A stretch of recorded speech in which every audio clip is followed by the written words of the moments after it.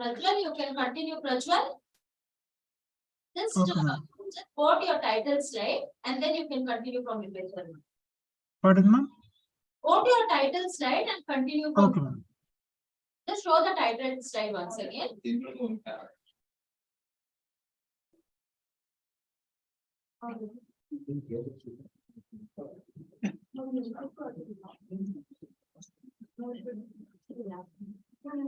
Yes, Prajwal. Now to the literature review. Okay, ma'am. So the fourth paper is IoT-based automated medicine dispenser for OHC, that is online health community. So online health communities offer a forum for clinicians, healthcare professionals, and patients to discuss about various issues and come up with the solutions. So here the patient can scan the barcode at the close by automatic medicine dispenser, and medicines can be gathered through the dispenser's built-in vent, which will be dispensed by the dispenser. And cloud is used as a platform to store all the data and support SaaS, that is software as a system. And the main drawback of this paper is that if the patient is handicapped, or if then the patient cannot visit a nearby automatic medication dispenser. And then the fifth paper, that is IoT-based smart medicine dispenser to control and supervise medication intake. So here the dispenser plays a sound and then it turns on an LED light to remind the patient when it's time to take the prescription. And the smart medicine dispenser will employ face recognition when the patient is close enough, and it will disperse the required medicines. A notification is delivered to the person via the mobile application, and if medicine is not removed within the allotted time period, then it allows them to respond appropriately. So here the drawback is that people who are not using a smartphone, they will not be able to receive timely reminders, and again there is a chance that the person might miss taking the medication at prescribed time. And review on dispenser mechanisms of medicine dispenser. So here the authors propose a system wherein cylinders of medication dispenser are rotated using Arduino Uno R3 and a stepper motor, when each container has a separate LED which can be adjusted, and it can hold up to 7 servings. So the IR sensor and vibration motor will switch on as soon as the button is pressed. And then the pills are originally stored in a compartment, which when the system vibrates, the motor shakes until they eventually fall out through a pipeline and into the dryer. So here the drawback is that usage of stepper motor is not efficient as compared to a servo motor. So here we have addressed these issues and we have come up with the solution. So coming to the system design part. So the medication system, it detects the patient using face recognition, and then the system retrieves the identified patient's medication from the database. And then the tablet is dispensed from a tube carrying the from a tube which carries a tablet using servo motors. And when the patient reaches out the hand, the IR sensor detects the presence of hand and medication is dispensed. So the database is updated with the medications quantity, which is then shown on a web page. And here, this is the flowchart wherein how the medication is dispensed. So coming to the face recognition module. So when an image is obtained from webcam, it is compared to an image that is already stored in our database. A control signal is given to the dispensing module if the image matches. If there is no match, then an error message will be displayed. And the IR sensor here, that is figure 3, it identifies the presence of hand once the control is received from face recognition module. And when it is identified, the servo motor fin releases the medication, and the medicine is dispensed, and then the stock is updated in the database as well as the website. So this is the circuit diagram of the system. So it can be noted that Arduino is used to send a signal to servo motor to dispense the medication. IR sensor is connected to Arduino, which will send a signal when the object is detected, that is the hand. And we are using 2 indicator lights which are connected to Raspberry Pi, which will turn the signal on and when the medication is exhausted or restocked. And the entire circuit is powered by a 5-volt power supply. The negative terminal is connected to equipment in the circuit, and the positive terminal is connected to Raspberry Pi as well as servo motors and IR sensors. So coming to the modules, there are 4 important modules, that is web app development, database management, cloud computing, and face recognition. So in the web app development, we have used Frame stack, that is Flask, React, MongoDB, and Python. And in this research, we have preferred this stack over others as it is scalable and easy to integrate along with the different modules. So it displays log of medication consumed along with the patient who has consumed it and the time of consumption as well. So we have a login portal for doctor and nurse and a portal to view which patient has consumed which medication. So this is the structure of the web page. Coming to the database part, we have used MongoDB and it provides scalability and accessibility as it is a documented oriented database, and it does not have a typical table-like structure which to store the data. Rather, it stores data in JSON format, which can be easily retrieved. To access the database, a driver known as PyMongo is used.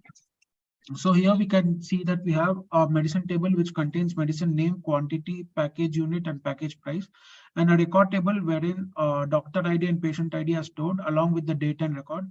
Log table which contains the log of the medicine and the details regarding the medicine, which patient has consumed it and how much they have taken. And the stock table updates the medicine name, quantity, and the unit of the medicine that is remaining. Doctor table contains the doctor ID, a doctor name, and ward which the doctor is seeing the patient. And patient table has the details regarding the patient, and nurse table has details regarding the nurse. So coming to cloud computing, so this has played a major role in this research. To host the web page globally, it was necessary for us to host it. So AWS is the cloud service that we have made use of. A storage bucket is used to import assets into the cloud virtual machine, and S3 buckets also provide the option to download data through a dedicated URL.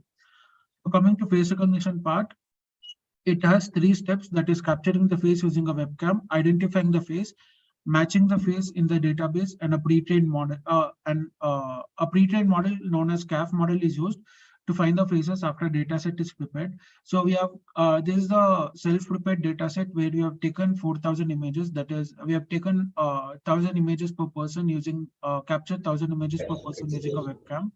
And the reason to use CAF model is that it is based on a single shot multi-box detector, and support vector machine algorithm is used to identify the faces. Coming to test cases and results, this proposed system is much more efficient than previous systems, and the use of Pi and Arduino increases the performance and gives functionality of multitasking. So by incorporating the frame stack, a higher throughput is obtained, and it is easier to integrate the machine learning model. And cloud services give an edge over other hosting methods, which are easy to manage. So there's a case table wherein when there's no face in the camera, this is the face recognition part. So when there's no face in the camera, the stream continues till a face is detected.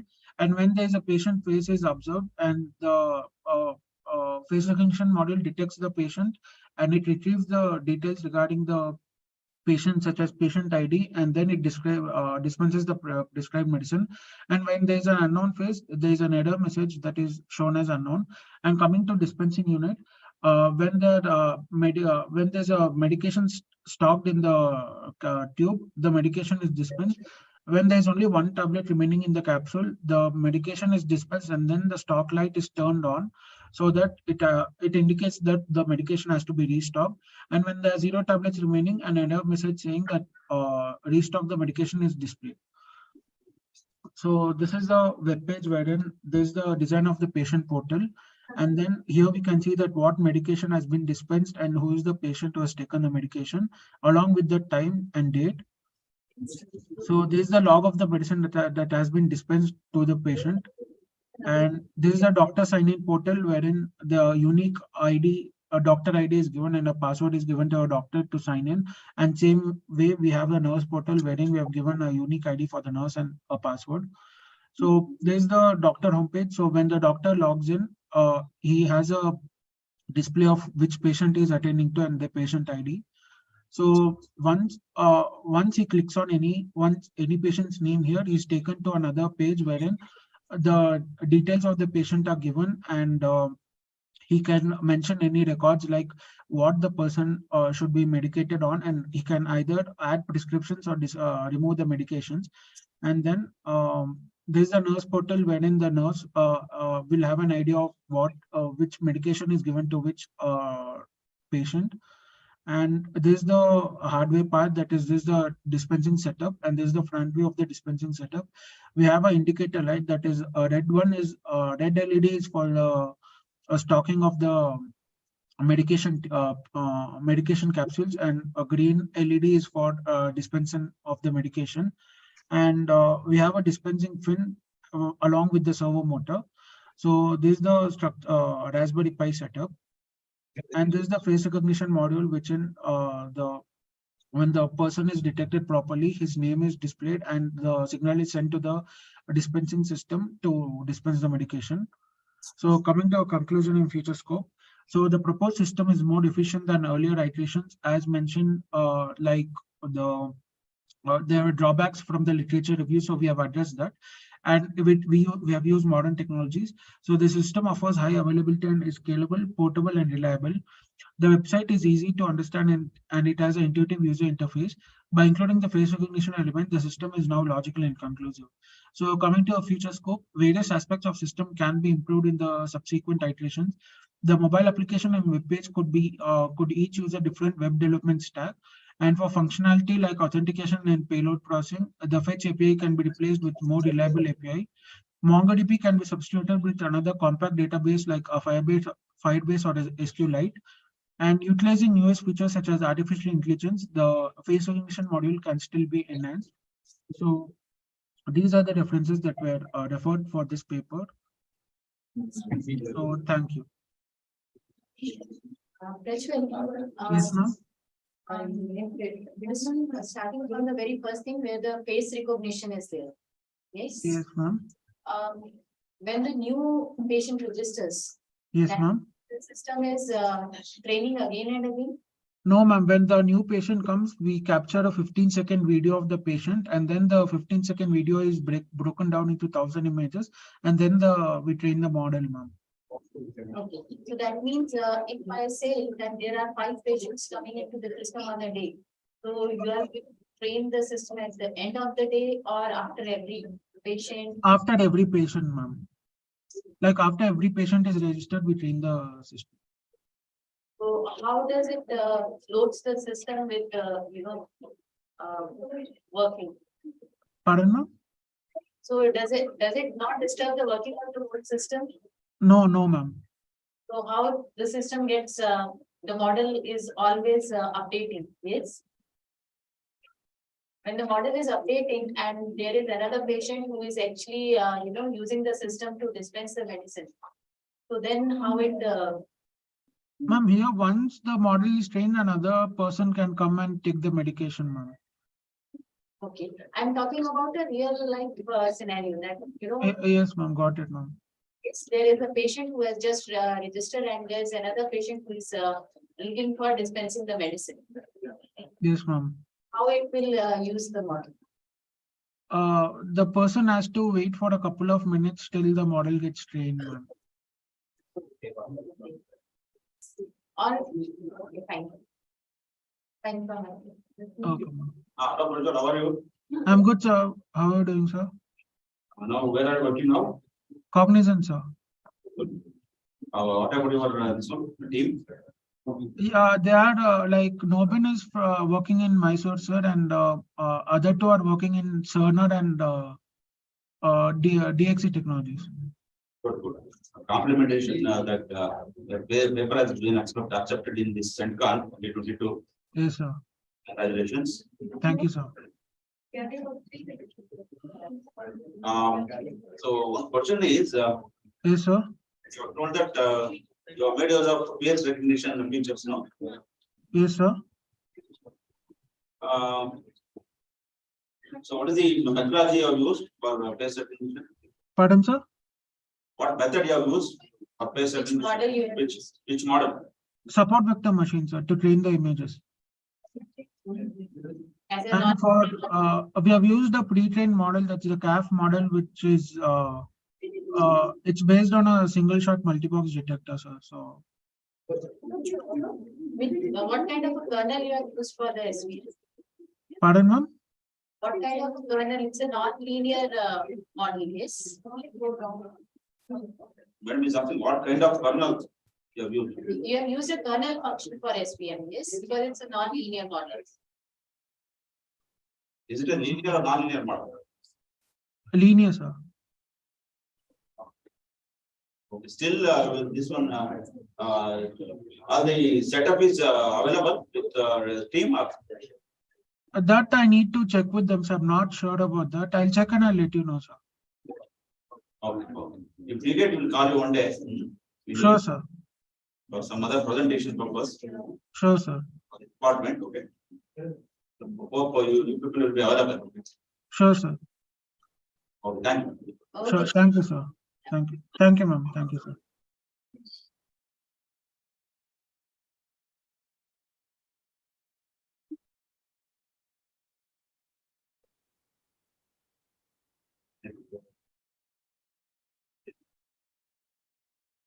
That's 141.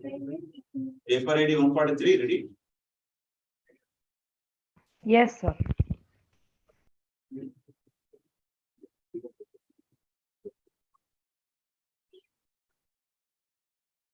Who is presenting? Paper ID. So paper ID 143.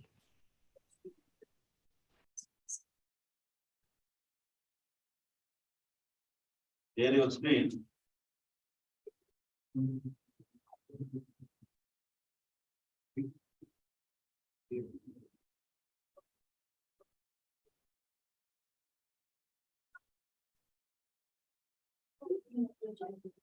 Wait a minute.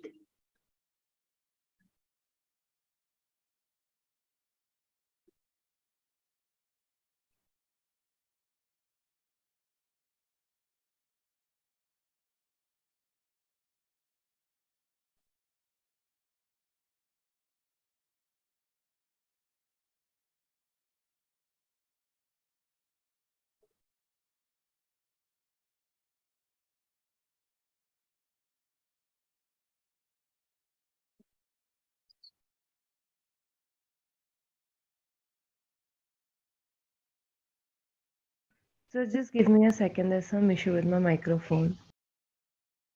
Look.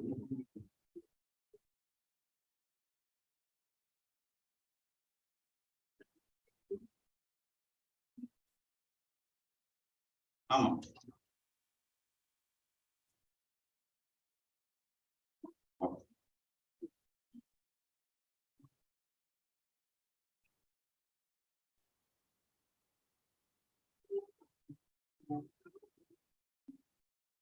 They have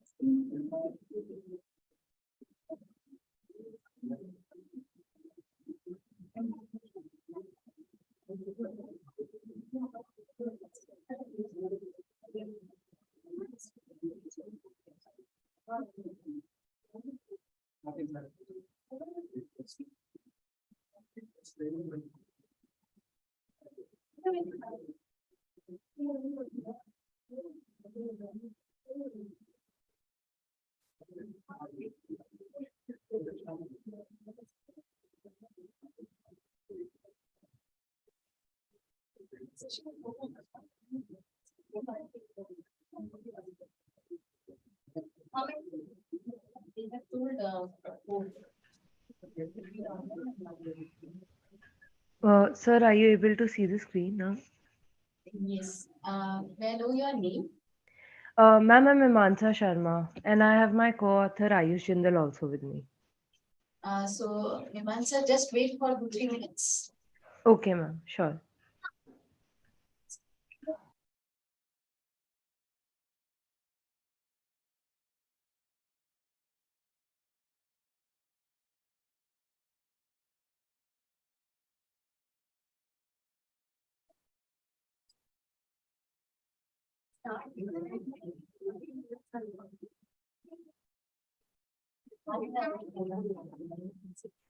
Not even.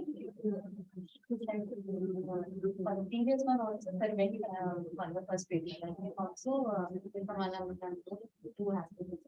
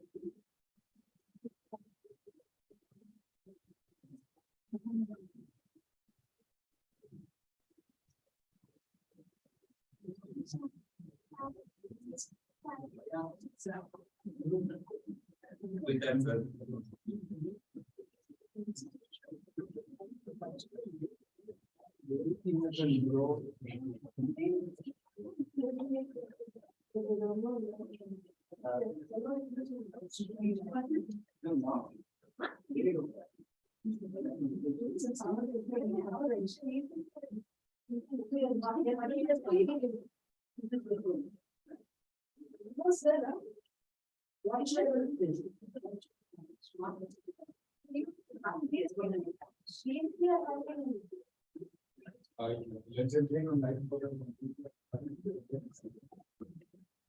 Sir, when you outside they over these kinds of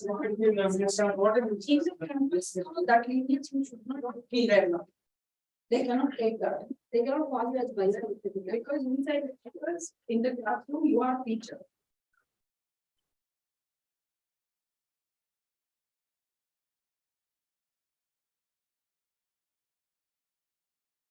No,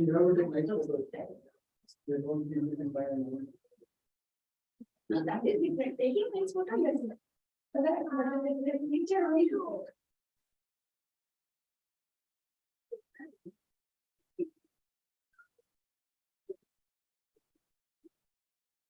How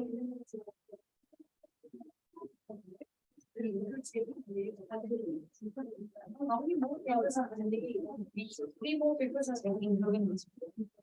So only one hour. Should we just call Divisha sir? Give it something like when it's just gone there and from coding fund then just done. So we need to be done more time. It will be fine. Yes, Viman sir, let's start. Yes, ma'am. Good morning, respected chairs, fellow authors, and everyone present here. I'm Imanza Sharma, and my co-author and presenter is Ayush Jindal. We are from SRM Institute of Science and Technology, and the title of our study is Analysis and Classification of Medicinal Plants Found in India. Next. Here is what we will be covering in this presentation. Next. Next. To give a basic introduction, we are all aware that plants are the givers of life, and we also know that they are useful to us in all forms. Traditional Indian medicine called Ayurveda has been used for centuries in our country, but is known by very few. Ayurveda recommends using different parts of the plant components like leaves, roots, etc. to treat illnesses. Indian plants and herbs have been studied for their potential as medicines by numerous academics in the West. Due to this, the recognition of these plants has become a focus of ongoing research. For the goal of classification and identification, this research employs an appropriate machine learning approach. The leaf could be regarded as the most significant component of the plant that has been used to identify plants. Since they are readily available and visible all year round, they are also recognized as fundamental and important component for the work of plant identification. For plant identification, different leaf traits like the form, the color, the veins, textures, etc. have been used. Next. Next. The main motivation behind this project is to make available to common people the tool which helps them recognize these plants. For the goal of classification, we plan to use image recognition techniques and machine learning algorithms to recognize these plants. We aim to conduct a comparative study to choose the best classification model for our paper. Next. Next. After conducting an in-depth literature survey of about 15 papers, we found that the most commonly used and tested algorithms for this type of classification were support vector machine, KNNs, convolutional neural networks, Gaussian bias, and many more. However, each study compared the same algorithms with each other with not a lot of variation, and none of them talked about the drawbacks that these techniques impose. Next. We decided to use random forest as our primary focus in this study since there haven't been many studies using this classifier. And we believe that this is suitable for our problem as it works very efficiently with multi-class problems.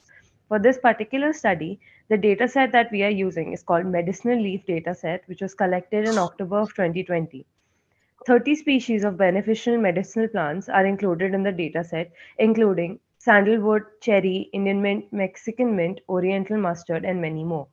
The dataset includes 1,500 pictures of 40 different species. Each species has between 60 and 100 high quality pictures. To maximize their usefulness in training any machine learning and deep learning models, the leaf images in the dataset have been rotated and tilted. Next. So this is the architecture diagram in we basically start with the training where we use the data set of images of leaves of various plants and use reprocessing techniques to enhance the image. We also extract features which will help us distinguish these leaves better. We then train the model using the data by using random forest classifier. In the testing part, we take an input image, run it through pre-processing and feature extraction involving morphological processing and process it through the model to recognize which plants does the leaves belong to. So the proposed method consists of three phases, the first of which is image pre-processing. During this phase, the images are subjected to a number of transformations in order to get them ready for the subsequent stages, which are dedicated to the extraction of various features. During the phase of feature extraction, we determine a number of characteristics such as the leaf boundaries, veins, spines, which will be applied in the process of classifying the leaves. The random forest classifier is utilized in the last stage of the classification process in order to differentiate between several species of medicinal plants that are contained inside the dataset.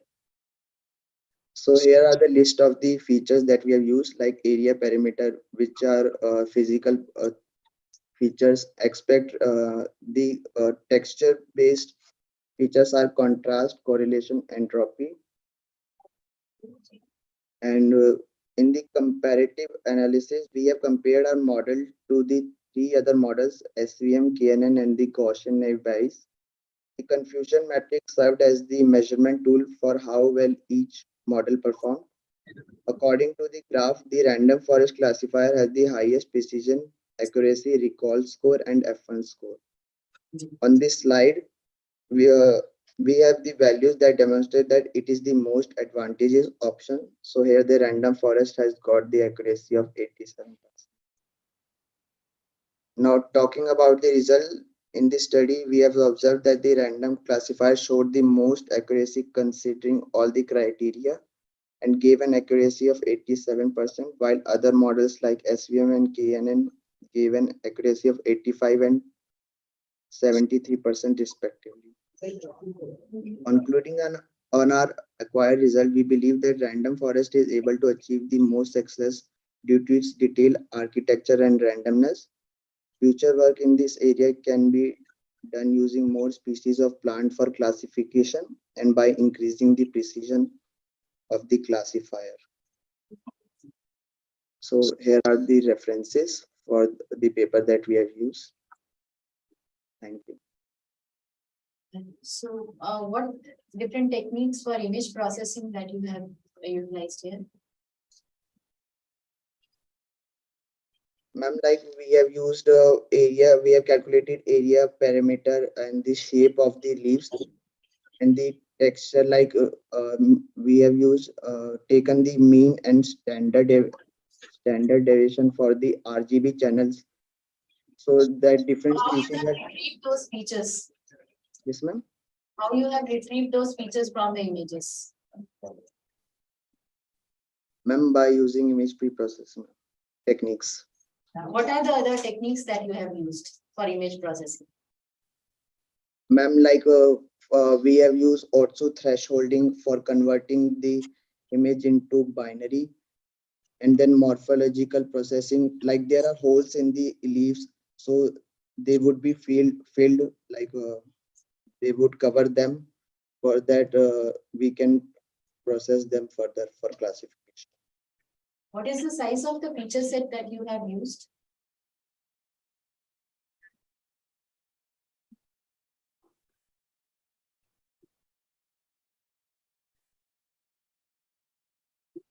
And did we have any outliers in the model?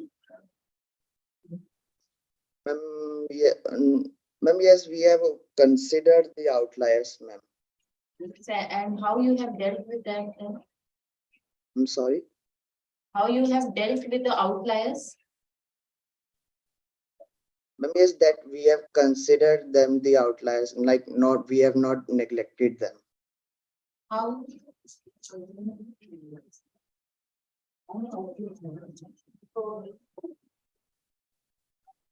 Yeah, yes, okay, fine, yeah. Thank you.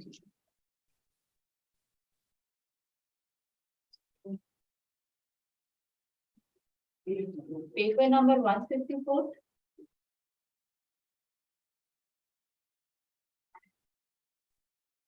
Yes, ma'am.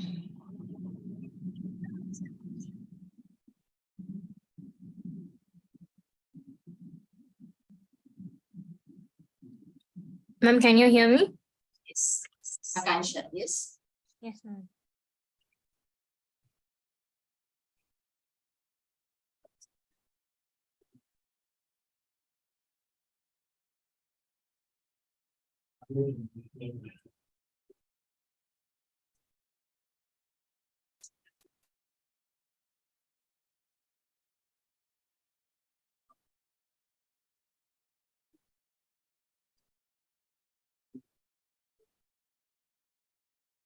Aksha?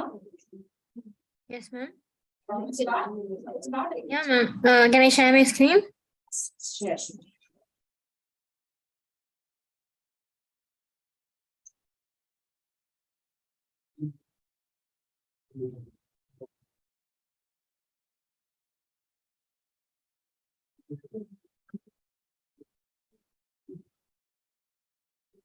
Yes, ma'am. So good morning, everyone. I'm Akansha. I'm from SRM Institute of Science and Technology. And first of all, I'd like to thank you for giving me an opportunity to present my paper at the IEEE International Conference. And my team members are myself, Akansha, and Shrikar Reddy. We are working under Professor Vinod Kumar. Yeah, so our topic is user product recommendation system using KNN means clustering and singular value decomposition. Aksha? Yes, ma'am. Can you move on to the slideshow first? Put this to the slideshow. Yes.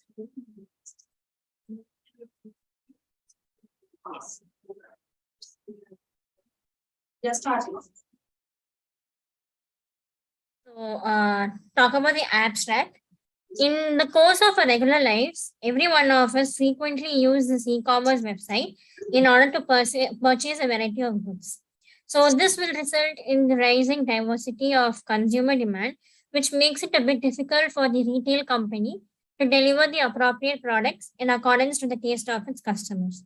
So what we do is, with the help of product recommendation, it is possible to meet the requirements of customers, which assists in sustaining loyal clients while also attracting new customers.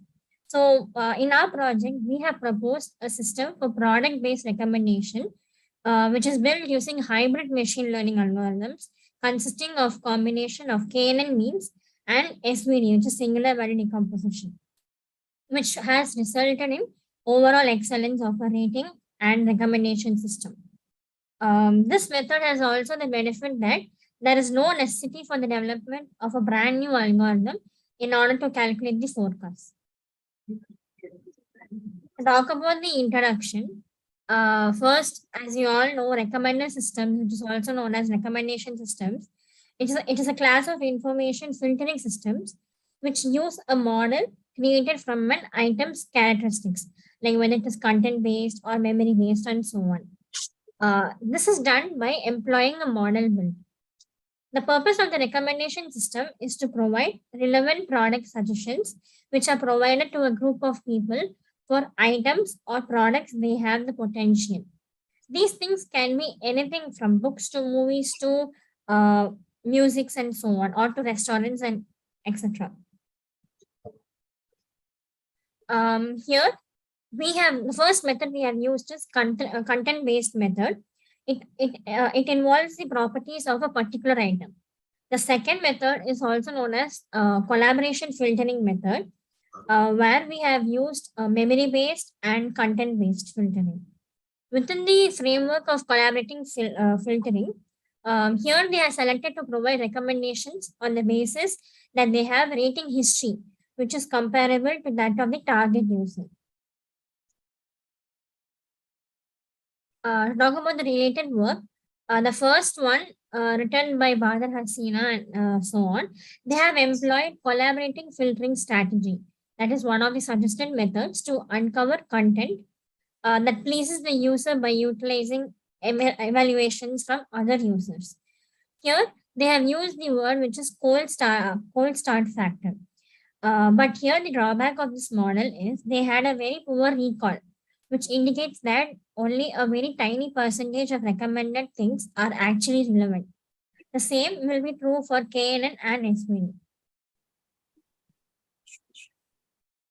The second is written by Ahmed Oscars and so on. Here, the review text and the corresponding rich information they provide, such as review terms, review themes, review attitudes, they have recently been employed in various studies to enhance rating-based collaborating filtering recommendation systems. But here also, they have gone through how these review-based recommendation systems might improve forecast accuracy and reduce the rating sparsity. Despite the impressive success, they also lacked some accuracy and precision percentage. The third one, which is the design and implementation. Here, these are the main top utilizing the SPC. They have demonstrated how scarce the data are in practical setting and how they cannot be improved by utilizing established techniques like collaborative or content-based filtering. They have used top 10 movies to the customer base depending. To move to the design of the system. Shall we move to the slide where you are talking about the design of the system? Yeah. Should I talk about the problem statement? Yeah, briefly, very briefly. Yes, go ahead.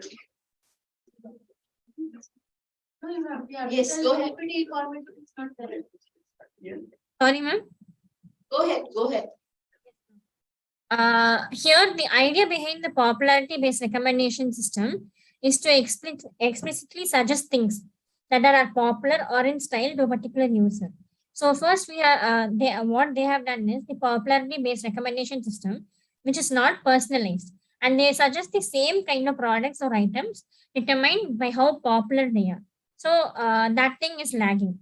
And the second one is people have used separately KNN needs and SVD, which also brought some issues, like there were no increase of percentage. So what I have done is we suggest a solution for recommending system for products with the assistance of hybrid machine learning algorithms, which is the combination of SVD and KNN needs. So the first step was we performed exploratory data analysis, which helps in providing the content that is needed for building a good model.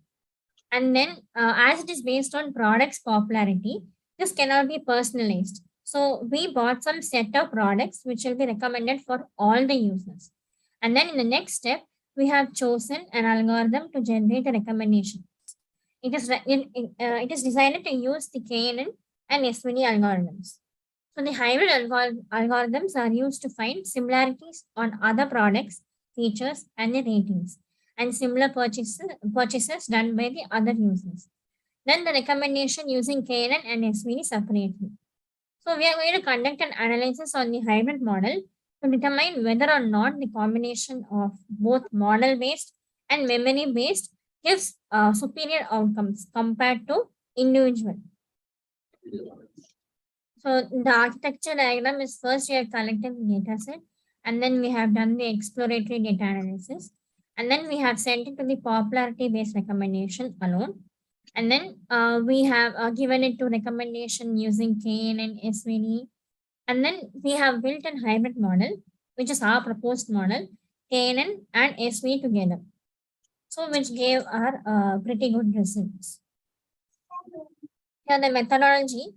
First, we have used hybrid filtering method, which is combination of again KNN means and SVD. In order to create a candidate recommendations, we should be able to perform both collaborative filtering and as well as any other filtering approaches. The tools we have used is Google Collaboratory, IDE, and then we have used online Jupyter Notebook to perform it.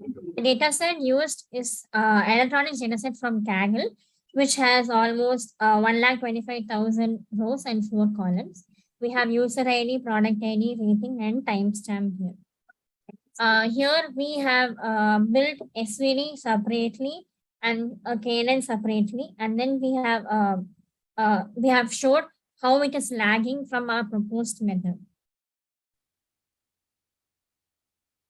And then we have trained and tested the data sets.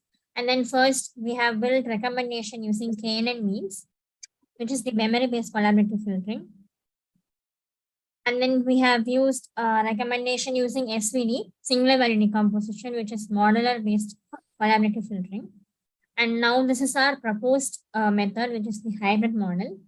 Here it is acknowledged that many systems are based on the mixture of two ways, which are described above. So here we have called it as hybrid filtering systems. And then we have also used popularity-based filtering, collaborative filtering using KNN and SVD separately. Here the results we have got is KNN neighbors with model has RMSE value of 1.04 and cross validation we have got is 1.03. Where each user will have different products recommended to them as they have inferred based on ratings. SVD has got RMSE value of 0.99 and cross validation value of 0.98. But here, if we compare separately, SVD has performed better compared to KNN or popularity with a better RMSE value and cross validation. So first, talk about the data set collected. We have used exploratory data analysis. We have split it according to the products, according to the users, according to the mean rating distribution, and so on. And here, the popularity-based recommendation output for we have calculated for 5 user IDs, and then we have got the product ID for every users. This is for one single user. We have gone through the top 5 products, what he or she will be interested in according to the rank. And this one is KNN with memory-based collaborative filtering for single user ID. This is SVD. And then we have used other surprise algorithms like baseline only, KNN, etc. And now this is our proposed hybrid recommendation model where we have combined KNN means and SVD. We have built an algorithm and then we have got estimation which is nearly to 5, which is pretty good results. So the conclusion, to talk about the conclusion, we have got a very high degree of precision and trials which gave us superior outcomes from using it. Here, to talk about the future work, it includes the efficiency of the system, and it should also be able to give appropriate recommendation to the users who don't have any previous purchase history or to the new users. Yes, ma'am. That's it. Thank you. compliment your presentation capability, but the way the slides are prepared, no, it is not acceptable actually. Because so your team should first learn how to make the slides actually. Because you could find lot of text. You could have violated one. Yeah, So that is first. I'm sorry, sir, but First thing, take it as input, okay? So because now you are presenting in the good quality conferences, no? So yeah, so you have to take care of all. So what is your team contribution in this project? sir, actually, we are 2 members. I contributed with the coding and also implementing. We both have actually gone together, and then we have brought a new proposed algorithm, which is combining both KNN means and SVD. And then we have worked on the codings using machine learning. So, yes, sir.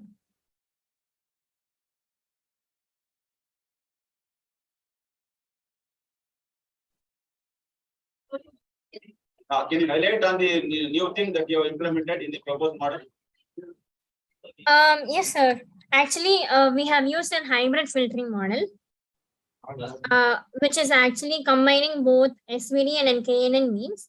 We have used a pickle form actually, and then in that we have loaded this algorithm, the new algorithm, where we have combined user product and the recommendation list and so on using the data set. And then we have used like sorting values, and then we have gone through like basically we have applied algorithm like predicting already from the existing model. We have combined these both, and then we have added the estimations, and then we got pretty good estimations. Excuse me, Mark, can you hear me? Yes, sir. Okay, you have mentioned what is known as cross validation. Can you tell me how many rounds of cross validation have you carried out? You have just told cross validation. How many rounds of cross validation has been performed? Cross validation, pretty like in particular algorithm or in our proposed algorithm. Sir? The conclusion, what I can see is cross validation RMSE you have written. Yes, sir. How many rounds of cross validation have you carried out? I didn't put a specific number, sir. Until I got a good RMSE value, I have done it. So what is the best RMSE value that we actually aim for? in our previous models, we got around like not reaching more than 1, ma'am. But here in our combined model, we have got more than 1. So it's nearly like here in this models we have seen 1.04 and 1.037, but we have got was nearly 1.5. So I think that is pretty You have much. already written in your last paragraph, popularity with a better RMSE value of 0.981. So 1.04 is not better. Yes. What do you mean by RMSE? Can you expand about RMSE? Root mean square error. Should that error be more for your No. I'm talking about cross validation, sir. RMSE value is should be less than 1. That is root mean square error. Cross validation is it should be more than 1. Right, sir. Okay, Akamsha, thank you. Thank you for your presentation. Okay. You can leave.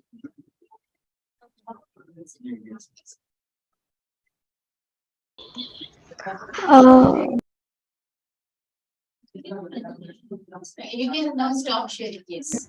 Good morning, ma'am. Can I ask one thing? Actually, my paper ID is 133. When should I present? When was your presentation? Ma'am, actually, my presentation is from 9:30 to 10:30 in between of it. Due to the network issue, I joined late. and there was already going on the Share your screen and presentation. you can start presenting. Should I start? Yes. Okay, ma'am.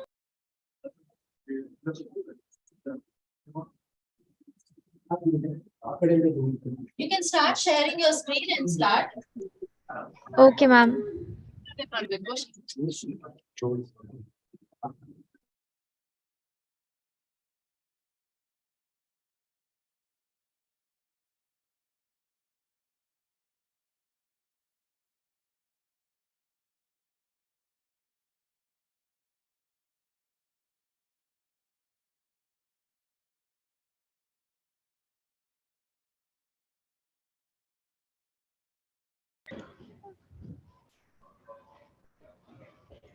Ma'am, is my screen is visible?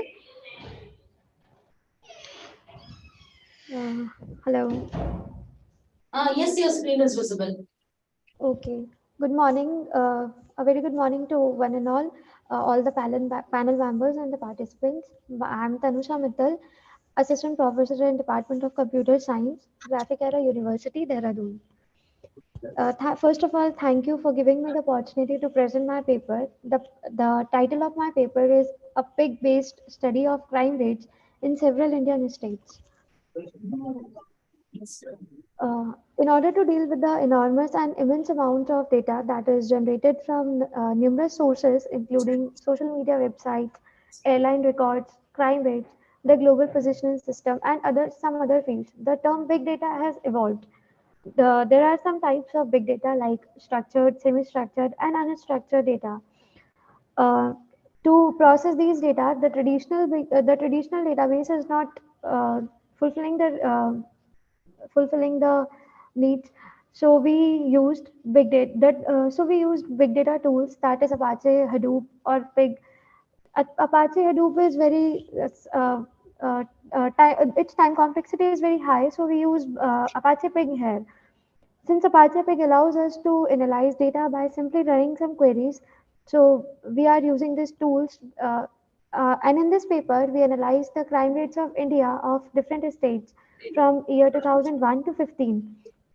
The crime rates are categorized into 6 different categories, that is murder, rape, kidnapping, feticide, suicide, and exposure. Basically, the motive of this paper is to analyze the pattern of crime in different states of India. This is the literature survey of this is a literature review of some authors. For example, there is one author, Dhawan S. and Rathi S. They compare two big data tools, that is Apache Pig and Apache Hive, and the final outcome of this is that the both MapReduce machines analyzed was successful. The effectiveness of both was nearly the same. Similarly, one more paper Gupta, Vaike, and Mittalti, they examined the gender distribution of India between ages 0 to 24 from 2001 to 18, which is then further examined using pig Latin scripts. And the results are illustrated. The India government announces the two-child policy. As a result, the observation shows that India's population is significantly declining starting from 2017 onwards. Ma'am, should I need to explain all the literature review? Uh, hello? Yes. Ma'am, should I need to explain all the literature review, or I can directly move to methodology? You can skip this and go to your problem statement and then decide. Okay. Uh, then research methodology. In this study, we concentrated about on the crime rates of India as it releases to a few particular states. I take some states from North region, like Uttar Pradesh, Delhi, Haryana, Punjab, and Rajasthan. To analyze the data, we divide it into 6 different categories of crimes, that is murder, rape, kidnapping, feticide, suicide, and exposure. In From each where did you category get of this crime, set? uh, sir, can you please repeat? From where did you get this data set? I took this data set from internet only. Any particular source? What, ma'am? Particular source from where you have taken the data? Um, Which from repository, ma'am? Which repository? That's what you. to know that whether it is authenticate or not. From, sir, I think from Kaggle, I took the data and then I refined it. Okay, later you have to show the URL from where you got the data sets. Okay, okay. In each category of crime with respect to all the 5 states, we analyzed the data of 15 years from 2001 to 2015. This is the proposed model of Apache Pig. First of all, we acquire data of crimes of India corresponding to North region of India. Then the data is loaded from HDFS to the pig. Thereafter, we apply the processing steps to process the loaded data corresponding to states using pig latent scripts, and we got the result. The time frame of processing of data is shown next. This is the processing of data using proposed pig latent script. This is the time frame actually. After processing of data, we store the data from from Apache Pig to HDFS again, so that we can visualize it. Can you tell So me, the time, excuse me, ma'am, what type of pre-processing was carried out? You are just telling pre-processing. What kind of pre-processing have you performed? not pre-processing, the processing of data using late pig latent scripts. This is the processing time. The to process the data, the different time slots are used. No, that is this. Okay, proceed. Yes, sir. This is the storing of data. After processed, we store the data from Apache Pig to Apache Hadoop, HDFS, so that we can visualize it. So this is the time frame of storing of data. After that, the results and discussions. In results, crimes are categorized into again 6 categories. There are different uh, crimes with respect to the states. For example, first we analyze the murder cases corresponding to the states Haryana, Punjab, Rajasthan, Uttar Pradesh, and Delhi. From this, we come to know that in UP it is high rate of murder, and in Haryana we get the low rate of murder. As we can see in this, UP has high rate of murders, and Haryana is the lowest one. Next, in case of rape, we come to know that again UP has high rape cases from 2001 to 2015, and Haryana is the lowest one. Again, next in case of kidnapping, Delhi is the highest one in kidnapping cases from 2001 to 2015, and Delhi is highest, and Punjab is the lowest one. Next, in feticide, Rajasthan is highest one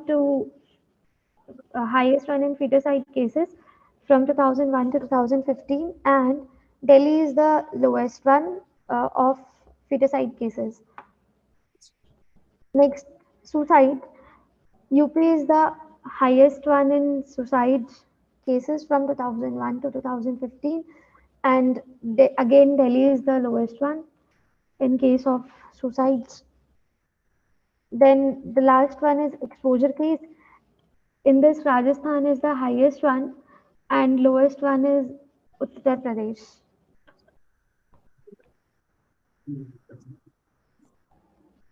And the conclusion is that only that we analyze the crime rate of India from 2001 to 15 with respect to 6 different categories of crimes, and in 5 different states of North region of India, that is Haryana, Punjab, Rajasthan, UP, and Delhi.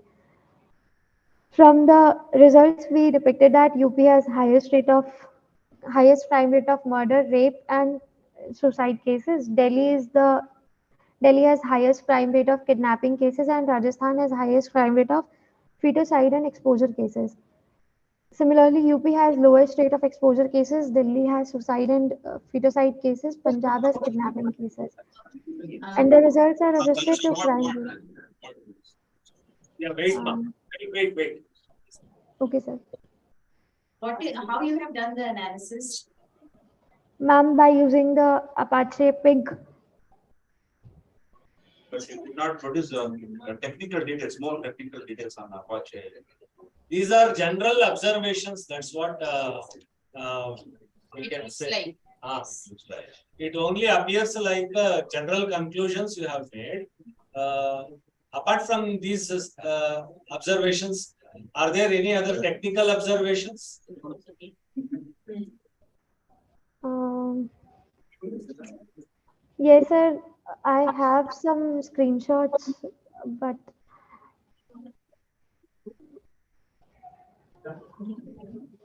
So data that you have collected, is it in the form of some PDFs or it is in the ma'am, form? it is in the form of Excel sheet, and I refine that data according to my research. How many parameters you have taken, parameters or attributes of? Sir, can you please repeat it? What are the parameters you have considered for analysis? For analysis, I considered, Not actually this is the category. data from 2001 to 15, and it is the data of many states, but I consider only 5 states in North India, that is. No, you have data. What are the parameters fields on which you are in analysis? Features that are considered. Sir, features like, actually I didn't understand this question. Hello. Why much a pig is necessary for this? Sir, why I take Apache Pig? Sir, actually in Apache Pig, in Apache Pig, what we do is there is a MapReduce programming, and it runs internally in Apache Pig. We just need to write a script. We just need to write a script or a query through which it is processed inside. And if we use that Apache Hadoop, then we have to do the map reducing programming in ourselves. Okay, ma. Audience, any questions? Fine, you can stop sharing your You can stop sharing your screen. Okay.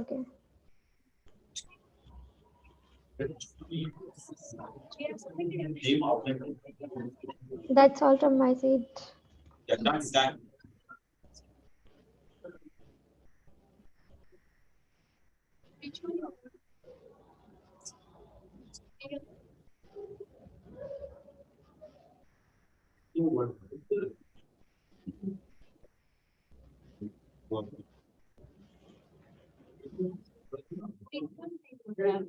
You are from which place?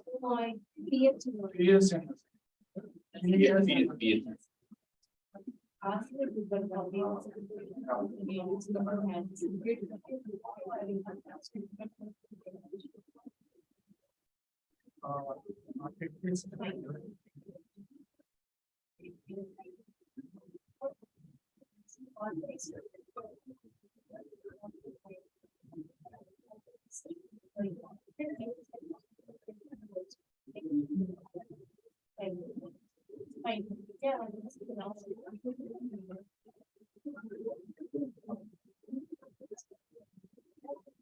Ma'am, can I leave it?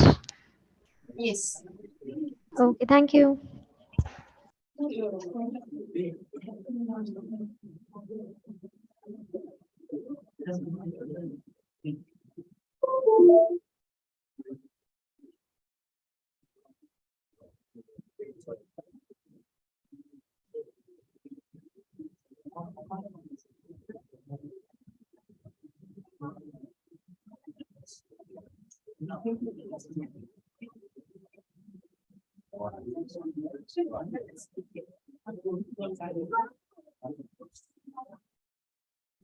cannot sign now, if you sign later, or anything after the event, only sign for the one thing was some was part of.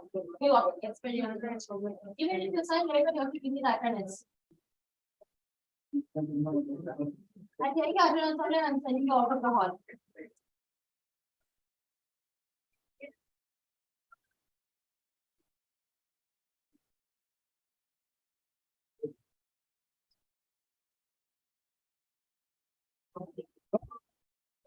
Certificates will be given out.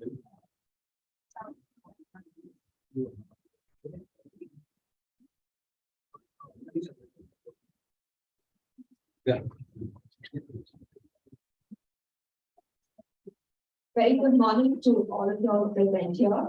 I am Pravalika Rajshekhar and this is Kavit Rao and we are from PES University. We are here to present our project which is based on PMV net regression approach for the quantification of tympanic membrane vasculature.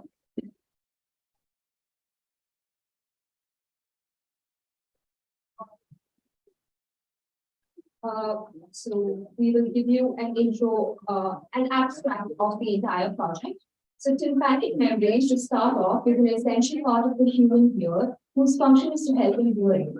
In this paper, a novelty-based extraction of tympanic membrane using TMV net is performed. The neural network layers are built in a manner where most features are retained at every convolution block. The prediction of the bounding box values is more accurate as the resolution of the image is retained at every convolution layer. The image is further upscaled with the help of SR gang neural networks. The output image is sharpened, distributed, and hence used for quantifying the blood vessels with the help of histogram approach. The histogram approach considers the use of clean channel pixels over the total area of the image, giving the percentage of blood vasculature. To introduce the panel to the project, here tympanic membrane is a thin oval translucent structure that separates the inner ear and the outer ear. It is approximately 0.1 mm in thickness and around 8 to 10 mm in diameter. Bounding box approach has been used for object detection with various pre-trained models like YOLO, VGG. The various factors like occulting, complex schemes, etc., makes it challenging task for accurate single shot detection using the concept of bounding box. We choose a neural network which is complex for training images due to the presence of fewer tympanic membrane images.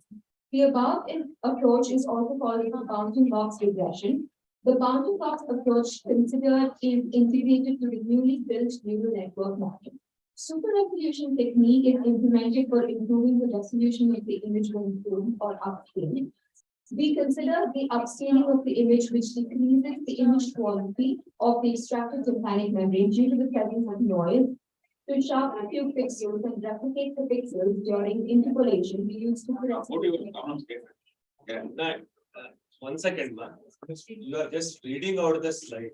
We just want you to present what is there in the. You need not read. In this table, we've built a self-built model for the extraction of tympanic membrane. Bounding box approach has been used for object detection. Neural network layers are built in such a way that it retains majority of the features. This makes the prediction of bounding box more accurate. Super resolution technique is used for improving the resolution of the tympanic membrane which is extracted. Histogram-based vessel quantization method is used for finding out the approximate percentage of blood vessels in the clean channel. Can you first tell me the relevance of those channels? I mean, why exactly you are preferring a red channel or a green channel rather than blue channel? When we analyze the when we analyze our tympanic membrane image in red channel, green channel, and blue channel, we found it will come in the histogram part. We have seen that more blood vessels are detected in the green channel compared to the red and the blue channel. That is why we went with green channel. Okay, so I am here to explain the methodology of the project. We are going to consider some input images which are annotated with bounding box values. Since this data set comes with only images, we have to self-annotate from scratch using one of the tools that is available called AI. And once we annotate and prepare a data set, this is used for training the model. Before coming to training the model, so for training the model, we have to use this data set. And since our data set is not large, so we have to use a very complex architecture for our network, so that information is carried information is retained at every layer. Information is retained at every layer, to avoid overfitting conditions. And once the model predicts this bounding box values, we are going to extract the tympanic membrane out of the ear canal image. This image is then fed into super resolution, because our model, the vasculature model, actually has the resolution to be very low, and we want the blood vessels to be visible. So hence we go to super resolution method, which performs interpolation and image replication by considering high resolution image and low resolution image. And we use SR GANs, and GANs are generative and discriminative type network. Over a set of predictive feature map that are generated, we are going to find the maximum likelihood and select a particular extracted tympanic membrane image.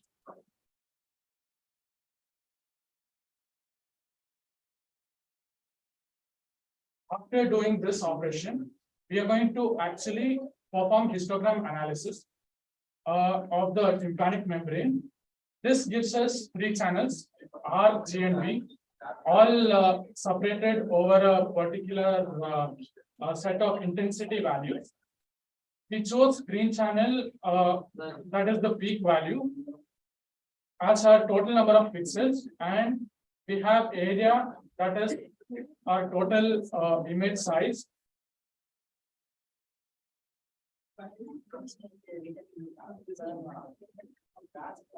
We chose the area of the image, which are the total number of pixels that are present, and we have the extract, and we have the histogram plotted image that gives us how many pixels are there in the green region that represents the blood vessels.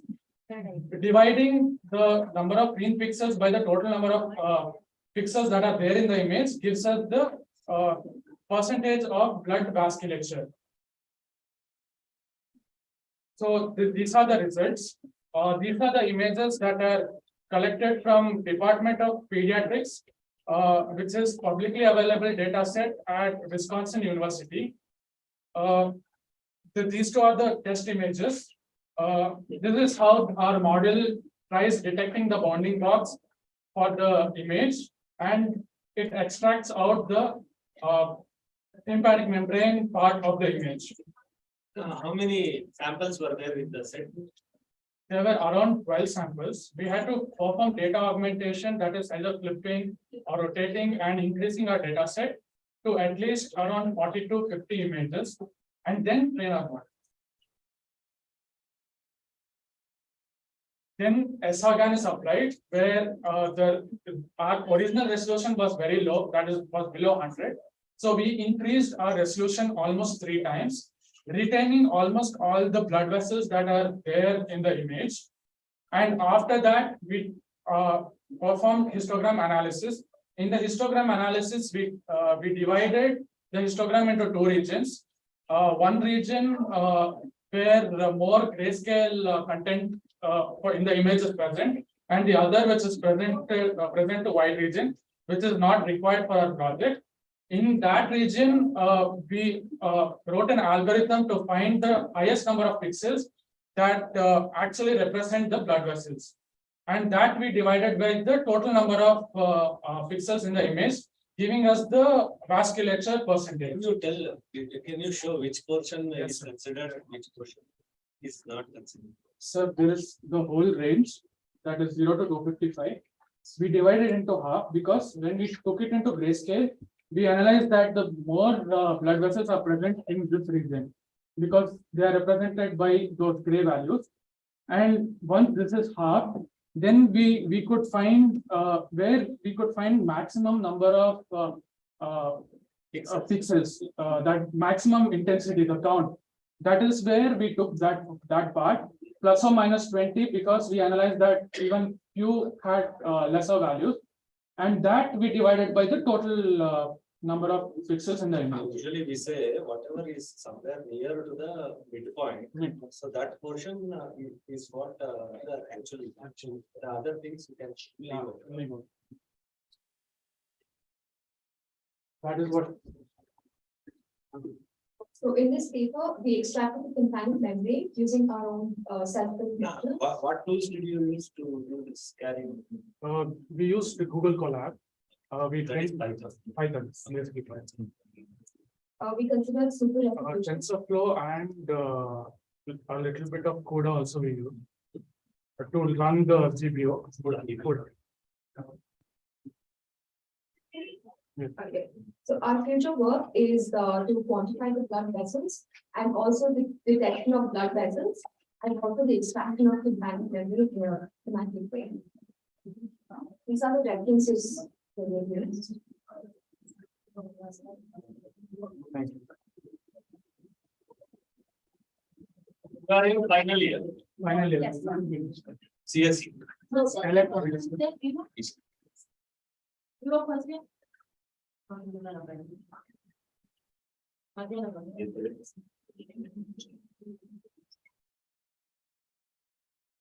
Paper number 147. Have paper ID 147? Online, they're online. Can you share your screen, paper ID 147? Yes, ma'am. Just a second.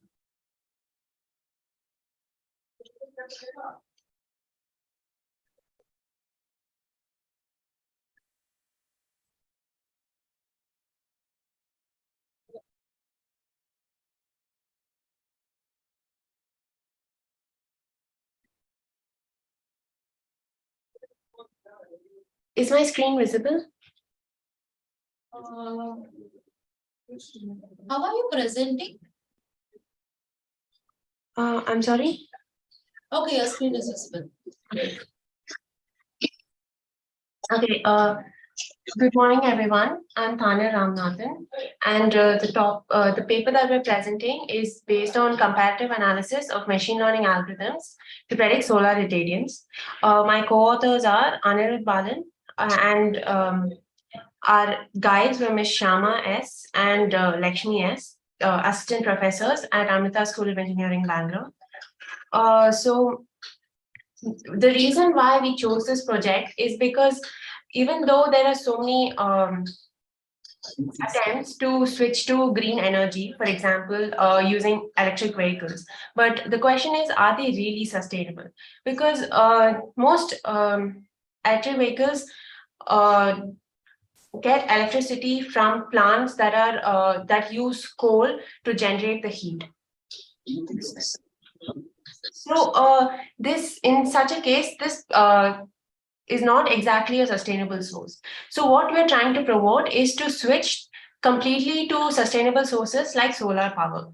So our project revolves around predicting solar irradiance, which is basically the radiant flux that is received by the surface of the earth from the sun. The irradiance is basically a unit of the power per unit area. Now, why we're using machine learning to predict irradiance is because machine learning can help us predict the future values of irradiance. Hence, this way we can also predict the amount of power that we can derive from a solar panel in a certain location for the future. Hence, we'll also be able to set up in such a way that our consumption requirements are met. So the models that we've implemented in our project are linear regression, decision tree, k-nearest neighbors, support vector regressor, ADA booster, gradient boosting regressor, and LSTM. So linear regression is one of the simplest regression models. So it is an easy to understand supervised learning algorithm, which basically works by identifying a linear relationship between the dependent variables and the independent variables based on a simple mathematical equation. Next, decision tree, as the name suggests, is basically a tree-like structured algorithm, which is also a supervised learning algorithm, where the data is progressively separated into smaller groups based on the parameters that it is dependent on. Next is SVR model. SVR is, or support vector regression, is a type of SVM where a hyperplane is constructed, and based on this hyperplane, the values are predicted. SVR is like an extension of linear regression. In linear regression, it's a line-based algorithm where SVR is based on a hyperplane. And since it's based on a hyperplane, there are ways to hyper-tune the algorithm. Boosting algorithms. Excuse me, can you hear us? Yes. Can you skip from the introduction to all these models to how you have implemented and what is the data set and what is the results? Yeah, sure. So this is our process. We've started with data collection, and then we've done some data analysis. Then we've gone to feature selection, then finally model building and evaluation. So about the data set that we've taken is from NASA Power Resources, which is basically an open source satellite-based repository that has historic data. And the advantage of this NASA data set is that we can take data of any location. Hence, it doesn't have to be just, it can be changed based on location. The location that we've taken is our college, that is Amrita School of Engineering, Bangalore. And the values that we've taken is temperature, humidity, precipitation, wind speed, etc. But we fine-tune these to take values that have higher correlation with the help of a correlation matrix. We've done some basic data analysis. This chart here shows the variation of irradiance in one day. So it starts from 5 o'clock and goes up till 4 the next morning. And we see that the highest irradiance is around 12 o'clock during the 12 p.m. So we also have other analysis, like this is the variation of irradiance in different months over the years from 2015 to 2020. And we've also taken variation of just 480 hours from the data set, and we see that there is a peak every 24 hours.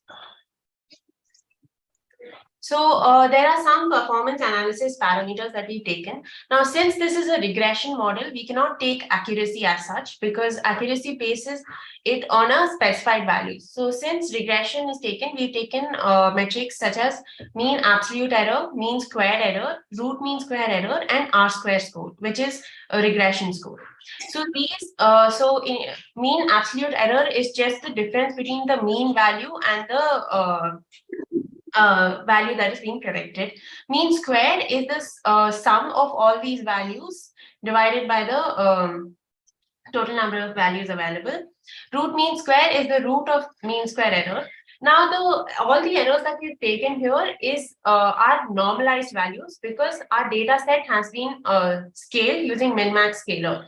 Now, R2 score, unlike the other metrics, the higher the R2 score, the better the model is. Whereas in case of these other errors, the lower the error, the better. So in results, we can see that LSTM has the highest R2 score and lowest error. ANN is comparative and has the second lowest, followed by SVM. Linear regression hasn't performed as good as the other models because linear regression is comparatively a simpler model, and it is difficult for linear regression to work with such a multi-independent variable data. So this is basically a comparison between the actual value and the predicted value. Now, if you see, LSTM is almost a straight line, which is good. Whereas when we take SVR, the data is more scattered, which shows that SVR is not as accurate as LSTM. This is a chart showing the R2 score of different models, and from here we can observe that LSTM is the highest.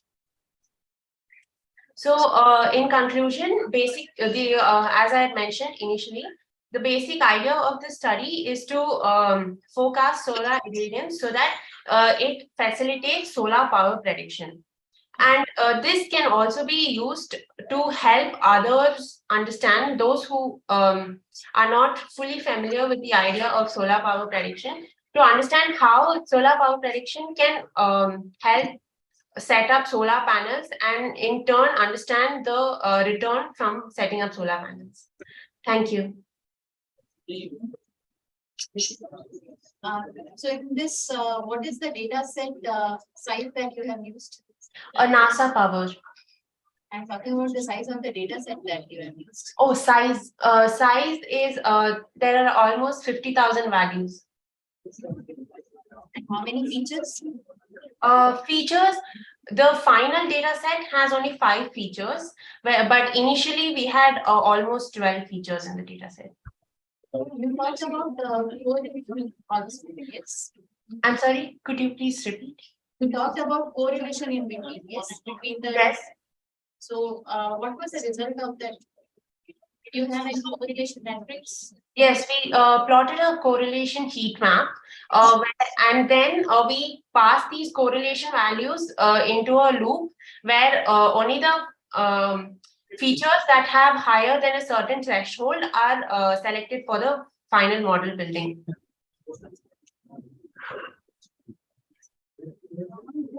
Okay, yes, thank you. Thank you.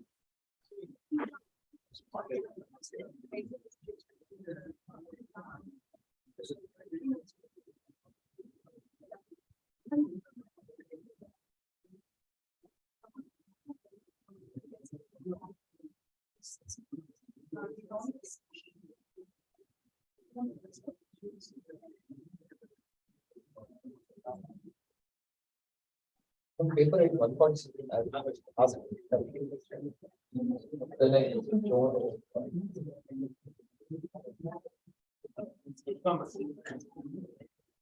That's all.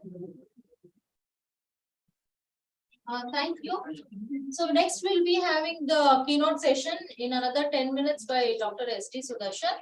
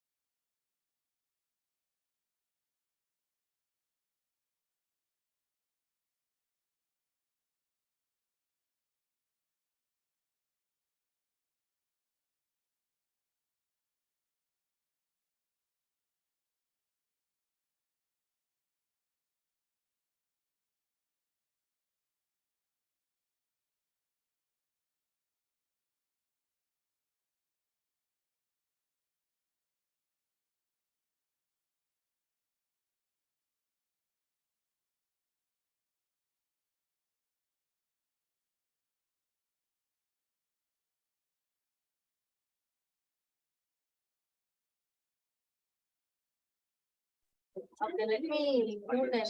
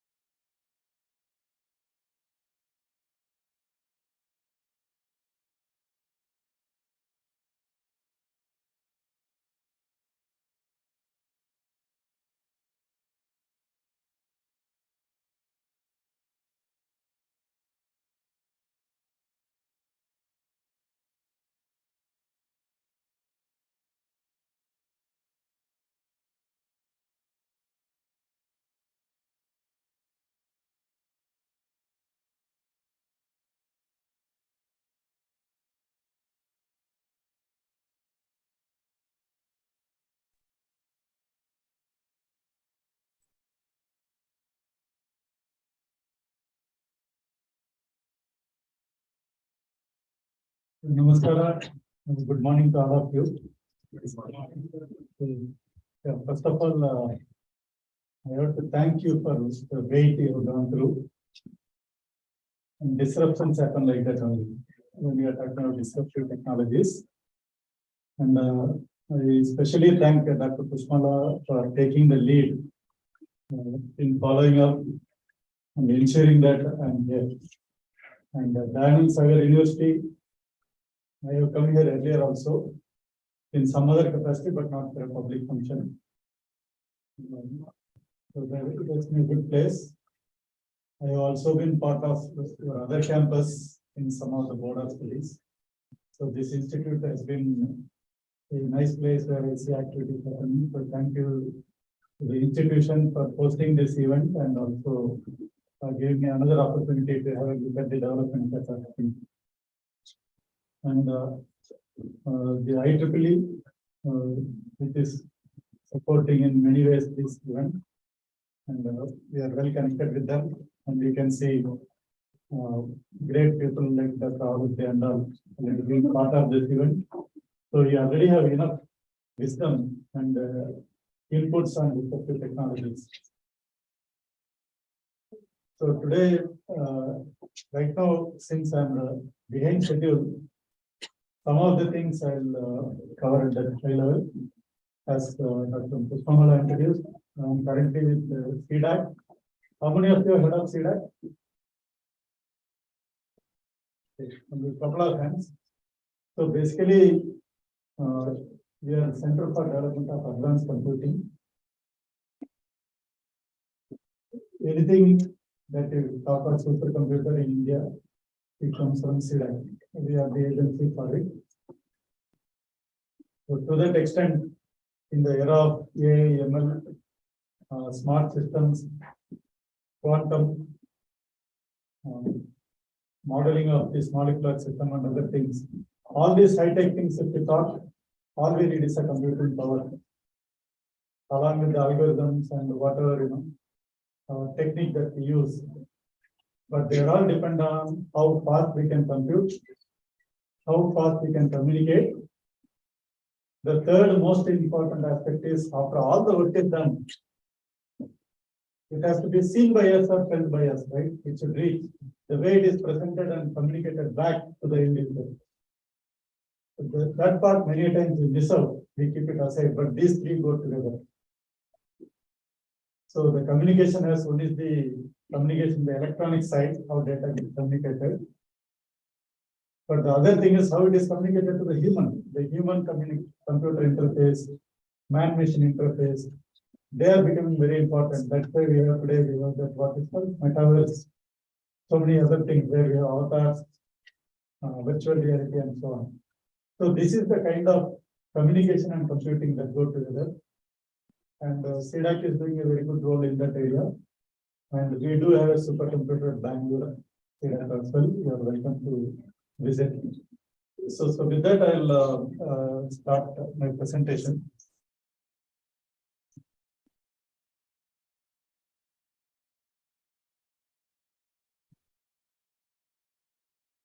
So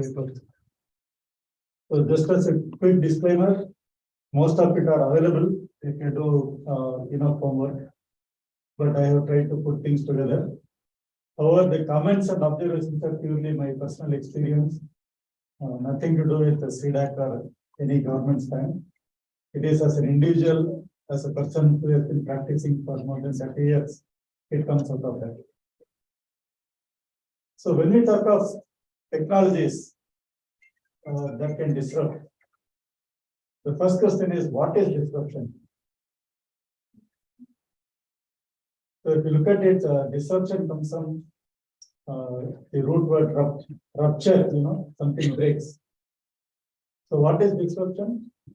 Whatever you do in a daily routine, if it gets impacted in a non-linear way, if you want to put the so-called mathematics, the non-linear way of functioning, anything that makes you to do something not linearly, we can consider it as a disruption. Because it changes the way we have been doing things in the past. Another way to look at it is, we are all taught Newton's law. where it says every object tries to stay in the state in which it is currently. Right, the state is maintained as long as possible. So when it is changed, it is another disruption. It also means it is something that is not a natural progression, but something that happened in a different way. So one example I am showing is, any of you have seen this picture before? If you have not seen, then one way it is good for me, I can talk about it for a few minutes. So human life is all about, building bridges with each other so that life is successful. Here we are seeing a bridge being built. Normally, who build bridges? Which engineers? Civil engineers. So here, what do we see? Robot. That's right. So that is how it looks. But what you see is actually a 3D printer. What looks like a robot. Actually, this is a currently running functional bridge in Amsterdam. It's a steel bridge. Typically, what we do is we design a bridge. It is frozen. Somebody assembles it, prefabricated concrete or masonry or steel. The structure is put in place and it becomes a bridge. But in this case, the bridge is built 3D printer, not built. It is 3D printed continuously. So there is a basic design given endpoint to endpoint. So it has all the smart sensors. So by looking at the properties of the previous block, because each block, whatever you say, they are not exactly the way it is designed. There are some variation in the characteristics. So as soon as it prints one block, basically it is still block printing. Then it re-evaluates, is the bridge strength appropriate? Is it smooth? Is that center of gravity when it is loaded, it gets uniformly distributed, the loading. It re-evaluates and then accordingly it plans how the next block should be. So it will be stronger, lighter, more brittle, more kind of annealed, or that kind of thing, or malleable, many properties. So it's a 3D printed bridge. Now suddenly we are talking about metallurgical people. We are talking about people from software to do the coding, mechatronics, mechanical and electronics, and working with still requires very high temperatures, so process control, electrical engineers because of the power involved, environmental engineers because it's a eco-friendly, and then it should be very pleasing. So we are looking at people with mass communication, visual arts. So that is the kind of new things that are happening today. So the disruption is evident, right? We join engineering college thinking that I will join this discipline, I will become this. It is gone. This has involved so many different companies to come together. From CAD/CAM companies to structural engineering companies to mechatronics and so on, process control. So this is where industry is going. So a lot of disruptions happen when disciplines talk to each other. And when we do that, you change the way we live our life. So this was just an example to set a context that do not stick to one part. You may specialize in your discipline, but your solutions should be interdisciplinary. You talk to diverse people. That's extremely important. So just to reinforce that point, today we are all hearing about Industry 4.0. Some people are talking about even 5.4 upcoming. If you look at all of them, again, each time it was a disruption that caused the way. In fact, these are all industry we are talking from 1.0. There are much more before we called ourselves industrial society. One biggest example is when we invented the wheel, suddenly motion became different. From human carrying their bag, we had cars, bullock cars, water cars, human pulled cars. So technically speaking, the revolutions and disruptions have been happening for long. But we ourselves have decided industrial era started when steam engine was started. So power of steam was discovered. So disruption has been the way, it changed the way we live. And it happened for ages and humans have been doing it. So industry 1.0 happened when there was steam engine. And then 2.0 happened when the electricity came into picture. And then further we looked into electronics, basically the solid state thing that happened, transistor invented. That is when industry 3.0 started. 4.0 is when everything became smart. Now we are already talking about 5.0, where it is something little more than that. That is where we are talking about the immersion in terms of experience, like metaverse. We are talking about quantum computing. We are discussing smart wearables. They are already in use today. It is not theory. We have wearables which can actually change the properties based on our physical conditions. Many of you know Fitbit kind of thing, but they all only verify and communicate back. But these smart wearables are such material, they will change their property. Whatever is in the chameleon changes color. So the cloth will also automatically change depending on our body condition and external condition and other things. Whatever we are hearing about mood-based lighting, your material itself, cloth itself will be mood-based. It can change. So that is the way industry is moving. That is the way disruption is happening. So whatever project or anything you undertake, internship, think something that is not immediately visible. So a couple of other famous disruptions are how Kodak went out of film-based to digital camera. The other example is picture tube-based TVs to flat TVs, LCD and all. These are all something you have heard and seen. So that is how disruption happens. So when you look at this industrial revolution, every time there is an industrial revolution, it is basically the disruption change the way we live.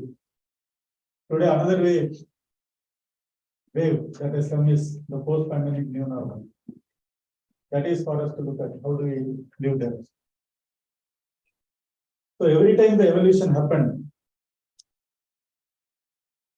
because to take a decision, the inputs are changing, because the required inputs are changing. So for each industrial revolution we talk about, we can find that the sensors and relays, which are the eyes and ears, like the 5 sensors we have, these are the sensors and relays which act on environment or on monitoring and sensing purpose. They underwent some revolution. So if someone looks at this at a macro level, if you are looking from an engineering and technology point of view, then we have to look at how the sensors and relays evolve.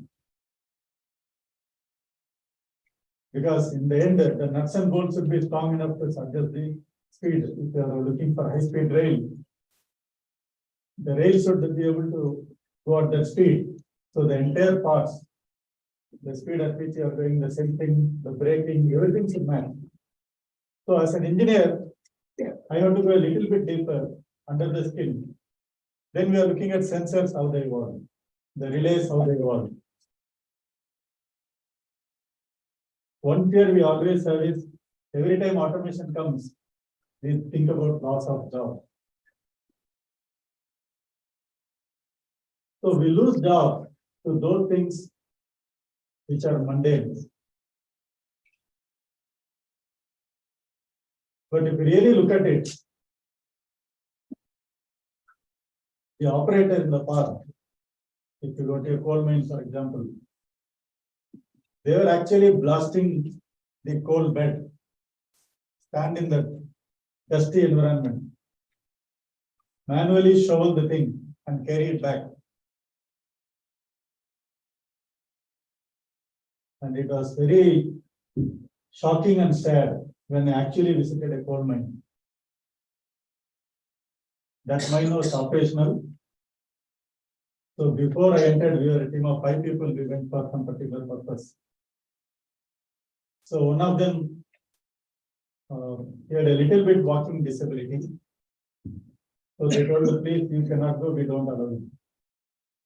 Then we were told, hydrate yourself, empty your bladder, be ready. Then we have to wait. Because where the actual events, they have been mining for a few years. So you have to walk around 6.5 to 7 kilometers to go and see the thing, what is happening there on ground. Then you have to walk back. But it's okay, 15 kilometers you can walk, we are fit enough. Not that, I do it daily, but we can manage. But then the first condition came.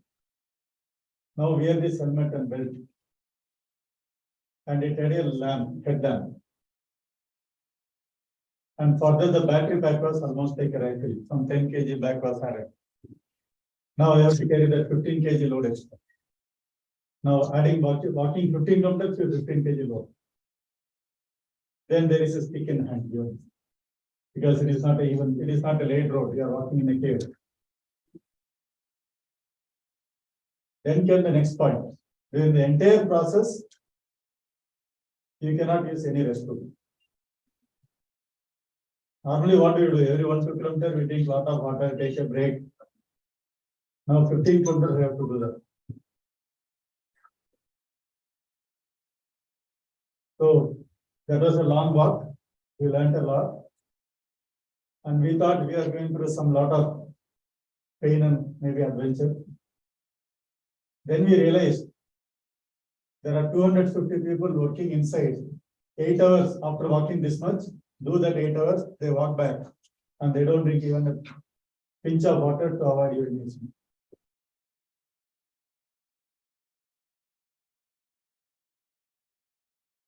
Then you have such a harsh environment, all these things are happening.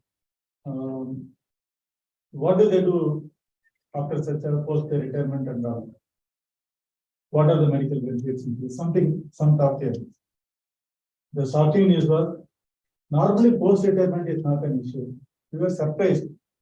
Are they so fit? Then they actually said the reality. No, sir, nobody lives beyond 50. They die because of continuous this kind of harsh environment and the dust going inside, cold particles going inside. That was a shocking revelation. So what this industry 4.0 now does? Today we have remotely operated JCBs, cranes, moving equipment, which will actually dig the coal. The operator does not go inside. He sits in AC room and operates. He is still the operator. He is still the person who is digging the coal, but he is not exposed to the environment. So as an engineer and technologist, our job is to create disruption for positive intervention to human life. And that is what this 4.0 is doing. Now, what we are looking at the next wave, which is 5.0 or digital industry, where we are looking at not even going to factories, do it from wherever you are. That is where this metaverse. While avatar may look like a game and video game for you, the reality is, the real use case is, I can feel what is happening on the ground without leaving my home, wherever I have to do my other job. So I can live my life while doing my professional duty at my own comfort. So there are many things that a disruptive technology can bring to us. So that is the way we should look at it. And with that, I'll go forward. So since we talked about sensors and delays, we did some survey on what is for our country. What do as an Indian, you look at it. So very few things very nicely emerged. those who are above 35 and the seniors, they are worried about more healthcare. Because as you get older, getting appointment of a specialist doctor, going there, getting it tested, so many pricks every day for some, blood test and so many things. There are a lot of challenges. So they were wishing if this IoT can help us get the healthcare become better, they don't have to travel. Possibly all the kind of checkup, whether it is glucose level or whatever it is, should be non-invasive so that I don't feel the prick. That is what they were looking at it. The 18 to 35 kind of age group, they are still evaluating. They are trying to figure out what is possible. They are not sure because every day things are changing. So that is how the mindset of our citizens are. That is what the survey showed. But one thing is clear, as the life expectancy has become longer, healthcare is becoming one major issue. And everyone is worried. So can IoT help? Can industry help? Obviously, the answer is on the yes side. So without going too much beyond, IoT, if you look at it, it's a 4-layer stack in a very simple way. All of us can look at it from various angles, depending on where you are comfortable with. One can look at the device level, where you have a basic sensor, but sensor itself can do nothing. It has to be sensing, calibrating, and the valid value to be communicated back to the backend so that some action can be taken. So we look at the device, which includes the sensor. But the sensing part is the place where you have the highest interdisciplinary requirements. Because every sensor is dependent on your material science. So you may have to go back to a physicist or somebody who is doing material science kind of specialization. And then we have to talk to people mechanically who can package the sensor so that they don't break. They are rugged enough. Because the sensor is the one which is actually going to see the heat if I'm going to a furnace. But if you are looking at a superconducting qubit, we are looking at 0 degree Kelvin, the sensor should be able to survive. If you are looking at a water quality sewage treatment plant, it is going to handle pH value of maybe 3 to 12. So sensor has to be the most rugged. Think about it, something very sensitive and rugged, opposite characteristics for any engineer. Right, if something is sensitive, it cannot be rugged.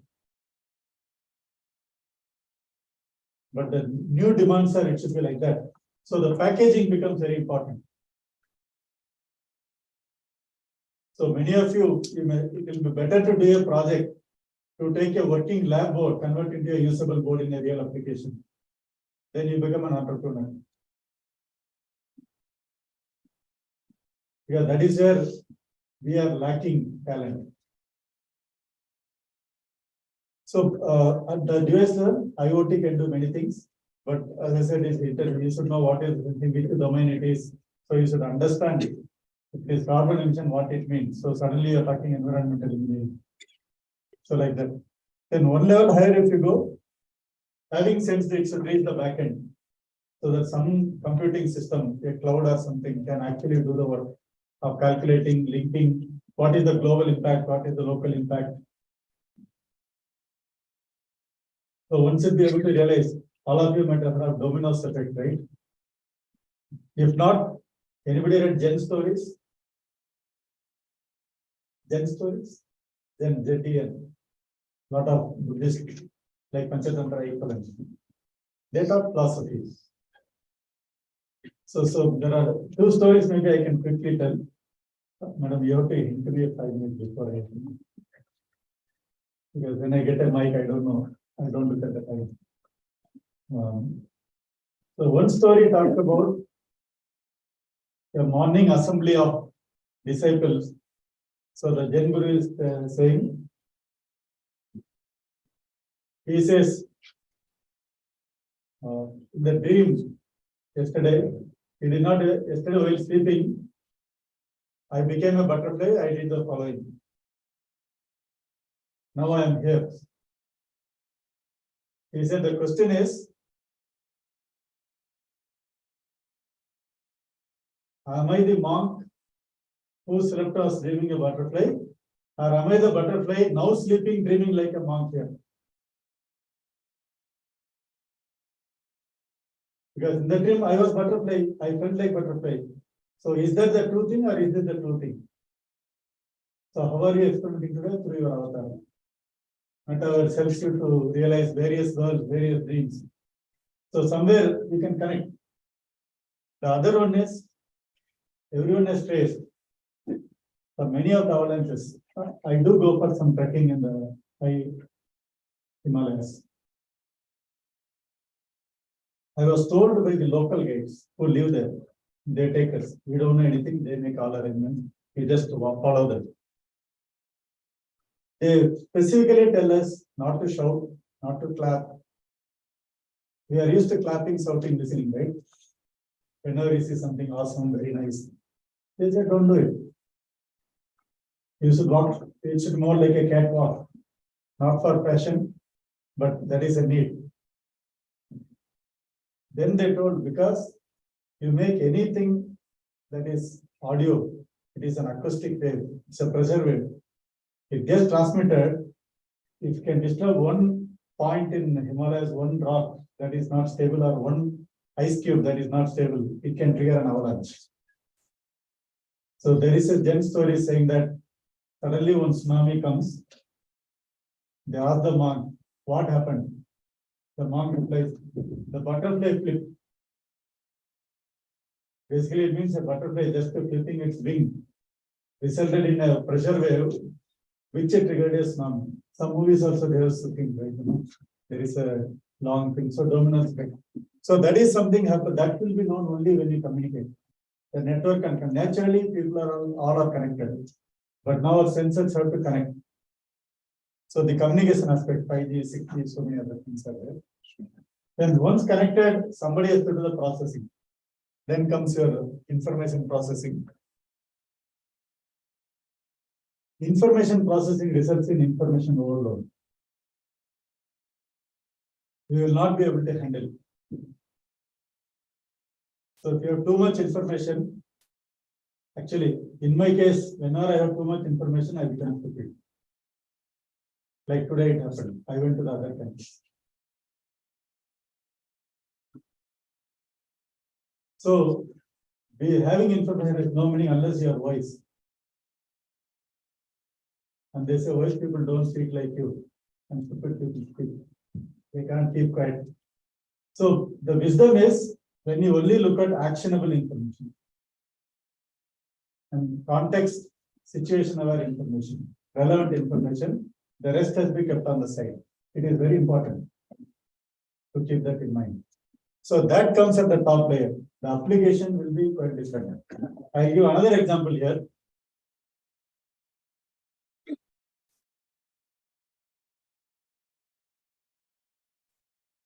I do not know how many of you wear chappals. I do wear chappals, even though I'm wearing. Many of you, right? So when you walk sometimes, suddenly there is extreme kitchen mud. You have a brand new chappal which is probably 3,000, 5,000 rupees. What do we do? Many times we carry by hand, right? Because I can wash my legs, but that will be 5,000 rupees. No, I'm not joking. I also done it. It's nothing wrong. Each one has their own way. What is important, we don't know. So normally we look at, whatever is to be protected at that point in time, we try to protect. So when I was at FDA, I was with the medical device research community. So there are few interesting things. Normally, if I am a device manufacturer, look at from device, I am selling a device. The idea is that the device should survive so that my maintenance cost is lesser. I can get more value out of it. But in medical devices, they said, no. you should not worry about the device. I am selling a product and you say you don't worry about it. It can die. They say, yes, because the purpose is the device is used to save human life. That is more precious. So even if you destroy the device, if it is going to save their life, that is more important. So there is a complete priority inversion there. What we traditionally say, no, an item with a value versus when I'm using for treatment, it is more important that the person says human in the loop gets priority over the device. So that is something you have to know. For that comes only through this application domains. Again, if I go to my trekking experience, there I am told, if you are hungry, you eat less. If you are not hungry, you must eat. Looks very counterintuitive. Then they explain, when you are above 10,000 feet, oxygens are lower, levels are lower. So you get something called high altitude sickness, hypo, AMS, so many things are there. So what happens is, when you are about to fall sick, the body tries to shut down because I'm not able to cope up with the needs. So that is when you don't feel hunger, not because you are not hungry. The system says, I'm not in a position to eat and digest. I'm giving up. That means you have to force feed so that it can be revived. And if you eat too much, exactly what we do every afternoon, sleep in the class. So the blood will flow to the tummy and there will be less blood flow here. So if there is less oxygen to the brain, you faint, you get into coma and die. So you should not eat too much so that, majority of blood flow continues to be in the brain because oxygen levels are already low. So it is very counterintuitive. So that is all known only if you know the application. So there are multiple layers. At each layer, there are hundreds of applications that can be disruptive and that can change the life and the way we live in a more comfortable manner. So one example that I mentioned about healthcare, this is a program that is real, that is today available to all the Indians. It is called USAHEL. So here what we are trying, any of you heard of E-Sanjeevani? Oh, how do you know? No, E-Sanjeevani, not Sanjeevani. E-Sanjeevani. That Sanjeevani is good. Yeah. Anyway, I think the Hanuman Jayanti is clear. Yes, sir. That is app for website developed to store the citizens' medical record. Medical record. That is e-health records. That is good, sir. So E-Sanjeevani, if you don't know, it is a online. You all heard of OPD, IPD, outpatient department. So E-Sanjeevani is a platform by the government where any citizen can get a free OPD consultancy online. So you don't have to go to any hospital. And today, as I speak, more than 1.5 lakh consultancies are happening per day in this country. Largest in the world, such as the money. The backend technology was from CIDAC, but the point is not about CIDAC. Similar thing, you have rolled it for defense personnel, we call it USAHEL. So here what happens, wherever you are, you connect with the application, smartphone or whatever you have. Immediately, the sensors will give the details. You can see.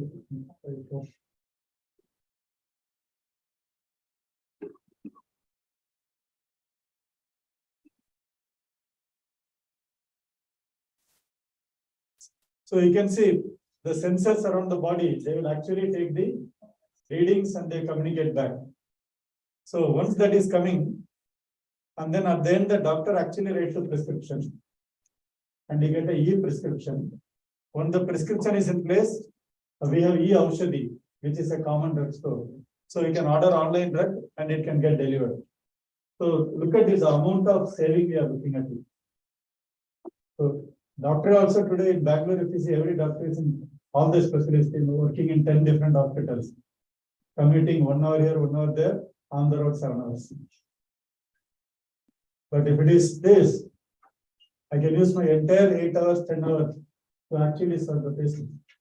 So basically, I'm increasing my productive time, reducing the unplanned and unwanted downtime. Overheads are reduced. So it is possible because of IoT technology, where communication, sensing, everything is in place.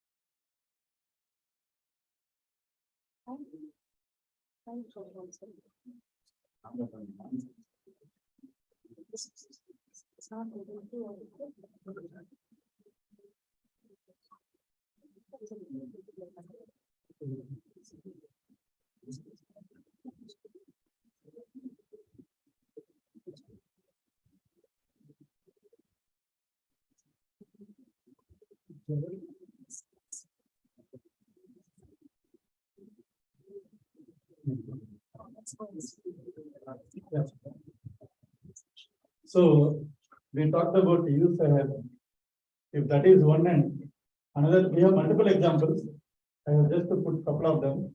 The other one is, we are a country where 63% of the population are connected to agriculture one year later. They may be IT folks, but they still have some connection to their roots. They do some linkages. So almost 2/3 of the population is there. But yet, because the end farmer and the end consumer are not connected, there are a lot of middlemen, lot of wastage, and the contribution to GDP is the lowest in terms of effectiveness. And we are again only the country where the so-called micro and marginalized farmers, when you say that those who are less than 2 hectares of land, they are the majority. So no advanced country automation will work, because that requires 20 acres, 100 acres, 500 acres of land. Here we have, 2 cents in one side of the house, another half cent in another side of the house. How do we do it? So we need a very low cost, very scalable, non-intimidating technology for a common person to use. So that is what the Harita Priya project did, where it started from checking the quality of seeds all the way to connecting to the universities and the market. So slowly this is becoming better and better. Still not the stage where we want to be, but the technologies are allowing us to integrate all of them. So here we are not just looking at farm seeds and farmers. Some of you might have heard of, anybody heard of Mubit? Mubit is a Fitbit for the cow. So that, when it is grazing, from the type of food, the grass it is eating, fresh, dry, whether it is mixed with something, it will predict the quality of the milk, how much fat content will be there. We generally know rainy season it is more watery, and some correlation is known through experience. But if you know what the cow is grazing or what we are feeding the cow, we know 48 hours later what will be the quality of milk. If we know that, we can plan how much butter to extract or paneer to make. So that is the kind of thing we are talking about. It's already happening. So then I talked about the other part. One is the technology and the other part, the other one is the communication, computing and the communication part. So here we are already into 5G. In 5G, we are looking at kind of no latency and very fast, high data rates and all. But as we are talking about 5G compliant devices, Bangalore is already 5G enabled. Backend engineers, scientists, and technologists are working on 6G. So 6G involves many other types of communications, including quantum. Since we are talking about disruptive, I thought we'll touch a little bit on the quantum today, few minutes.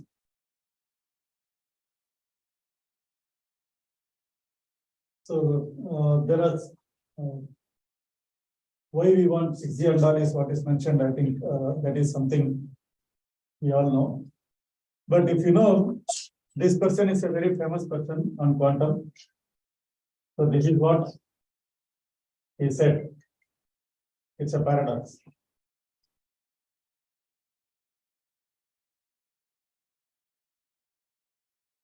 So you have read about the cat related to quantum. There is a name for that cat. Anybody? Schrodinger's cat. So what is it? Yeah, is it dead or alive? Thank you. So if you look at it, from one side it looks dead, one side. So basically what we are saying is it can be in multiple states at the same time. So the other way to look at it is not the right example, but at least it will let you know what we are trying to talk about. You toss a coin, right? You all did basic probability. When you toss a coin, then you check there is a heads or tail. Right or wrong? What is the probability of heads? 1/2. Very good. Now, from the time you toss till it goes to a stable state, can you tell what is the state of the thing? Is it heads or tails? Because when you do, it is rolling. At every point in time, is it heads or tails?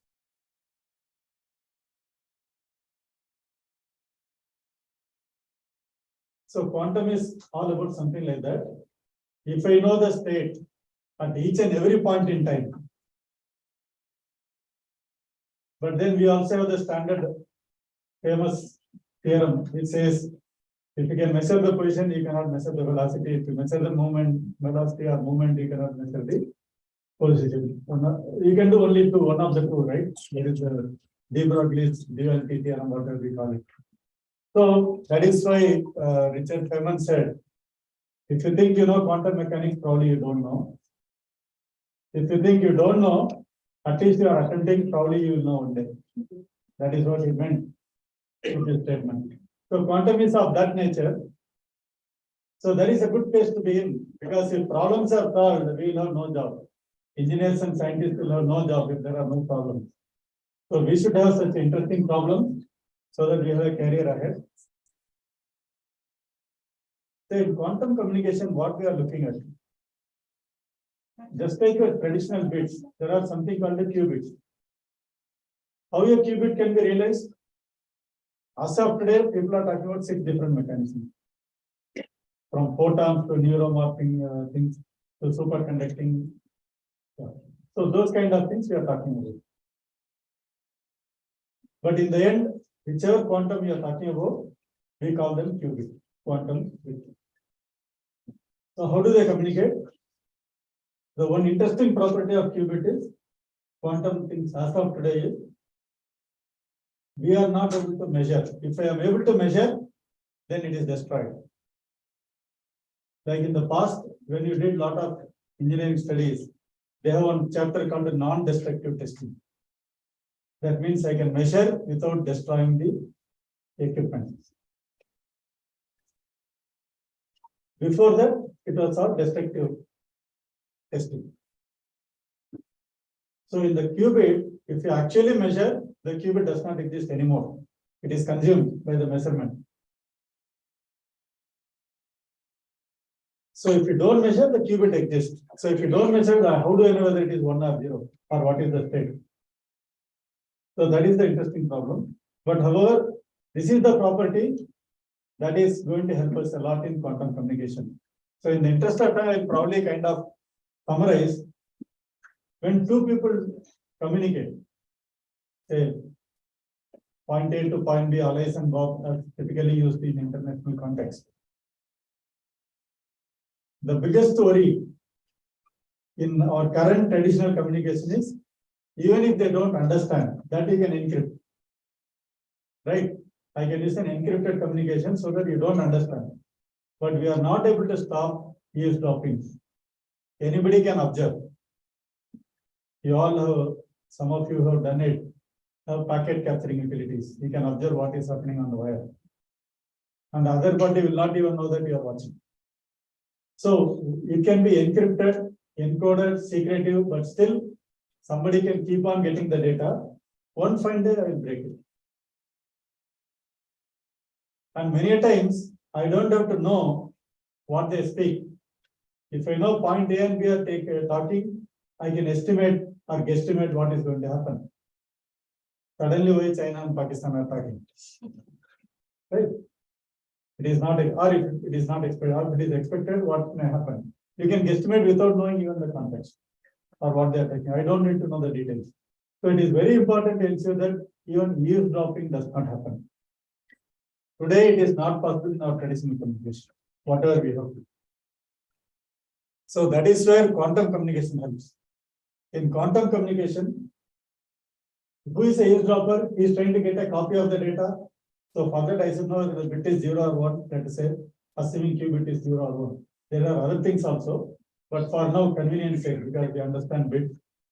If I have to know whether the communicated qubit is 0, I have to measure. If I measure, as I already told, it is consumed. The other party doesn't get it.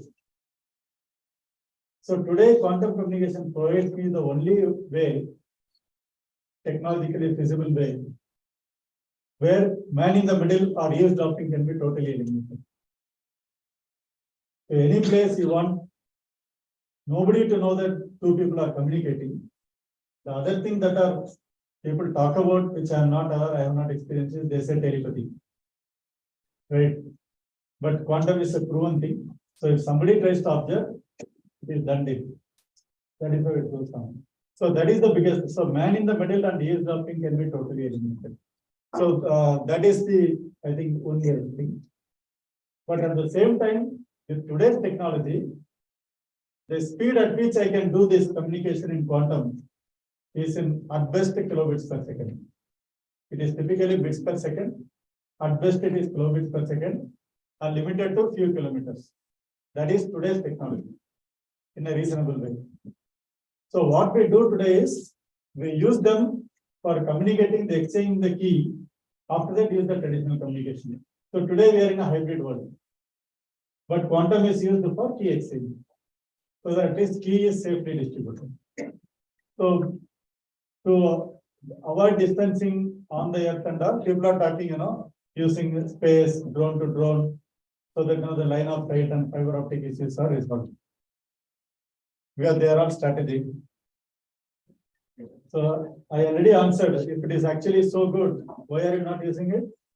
The answers are very simple. Speed is an issue, cost is an issue. So whatever Richard Feynman says, Einstein says, don't stop questioning. Even our philosophers say that to enquire is life, find the truth by yourself, by experimenting. So I think what Richard said has an element of truth. What Einstein said also has an element of truth. So let us try to accept multiple realities. Again, metaverse comes back to life. So at Bangalore CDAC itself, we are working in various areas. So in the interest of time, I will not go into many things, just one I will update. Anybody who wants to enter into quantum, we have a quantum simulator available. If you know how to write a code in Python, which I think today, definitely I know LKG students know, but I'm not sure about you. So if you know and you are interested, if you know Python, you should actually use him to write quantum simulation code. So you can be the next generation software engineer, quantum software developer, to make it look easy and simple. So we have a quantum simulator, and you can visit the website. And there are many tutorials available. We also conduct some courses. And if you need something more formal, you can reach out either through your institute or you can write to us. We will help you. So this is for quantum simulation. And then we have a Center of Excellence in Quantum Technology. It's available right in Electronic City, not far from here. So those who are really interested, if you qualify some criteria, you are allowed to visit. You can have a look at what is happening. And interestingly, the 3 top institutes, IEEE, RRA, they are all part of this. So I think I'll skip the details. And then finally, I want to conclude with 2 things. One is whatever technology may do, per se, life is all about the individual's life and their experience. So focus on personalized experience so that each one gets a value out of what they do. The second one should be respect the privacy of every individual. So whatever you develop should be privacy protecting, so that people can trust and confidently use the technology. In fact, if you go to many of the senior citizens, their problem is more than the challenge of learning, it is the trust. They are not sure. Then collaborate. We human, we are all a social animal. So let us collaborate. So with that, I once again thank you, CENTCON, Professor Pushpamala. Good to see Dr. Singappa, Dhananjay Sagar University, entire team for inviting me. And wish you all the best. If there is time or anybody is interested, I can take 1 or 2 questions. I do not know, do I have time, madam? Or is there any question in the first place? Sir, you elaborated on the key set to right? That sensor will be inserted in the body of the patient. That is a single device or enclosure of single device. So right now, ESAF is non-invasive, normal devices only, because invasive devices require much more level of regulatory compliance. So where the sensor will be? Anything, it can be a Fitbit, it can be a hat, it can be your specs which has it can be the cloth you wear, it has sensors. And one more question, sir. So Priya, that project will go, in the ground, is like CDAC and many organizations are working tirelessly to reach common people or to get the technology to the common people. But in the ground, really, it is, as far as my knowledge, it is not reaching. So who used to there is a whether that in this example, agriculture department, they are not reaching the farmers or there is I need some insight from that. Sir, some questions I have no answer, but in general, our farmers, I have some working hands-on experience. The challenge is only 100 ones are ready to deviate from what they are currently doing. If you go tell them, I will go measure and make it objective and things like that, not everyone is keen. But we have to educate them. That Yeah. is whose responsibility, whether agriculture department's responsibility or government responsibility. Because government is investing so much of money to this research institute, they are working tirelessly. Can I give a very brutal answer for this? The honest answer is all of us sitting in this room, not the farmer. I will give a very simple example. If you actually do the farming in a natural way, just like each of us look different, right? We are not looking for identical clones. Boys should look like this, girls should look like this, or you know, 35 years you should look like this. We don't say it. We take each one as a unique individual. We make friends, we live as a society. Will you buy tomato like this? Each tomato is unique, right? Nature doesn't create two identical things. But we want uniform tomatoes, all red in color. See, the coloring pigmentation helps us. I think all of us have done little bit physics. Pigmentation happens because of the exposure to sunlight. Can you get 360 degrees sunlight on anything that is hanging from top to bottom? Then how can you get red all around? So what happens? The seller induces boron and chemicals to make it look red, and you'll pay triple the price. So it is that as a consumer, we are not ready to accept the reality. When I go, I want, for example, your brinjal or cauliflower. Cauliflower should be white, perfect. Anything edible, everybody will come to eat, no, including insects. What is the problem? So to avoid that, what we do, we spray poisonous chemicals on top. Even today, sorry to say that, few people, farmers die. Actually, if you go to the any farming area, particularly cabbage, cauliflower, the spray is so harmful. After spraying 3 days, the farmer doesn't go to the field again. It is so strong. And they walk with their missionary backside. They don't look back. They are masked better than us. We mask only for COVID. They mask all the time. They don't go for 3 days. But if a neighboring field somebody enters without knowing that he sprayed, people have been dying. That is the kind of poison we are ready to eat because we want cauliflower to look perfect white or a perfect finish. So the day we accept in nature, the beauty lies in the imperfection and uniqueness, not in the mass production. The moment we insist on that, farmers will know that we will buy items that are naturally produced. I will not be penalized for bringing a naturally grown thing, not artificially ripened one. They will start doing because they have to get their livelihood through selling.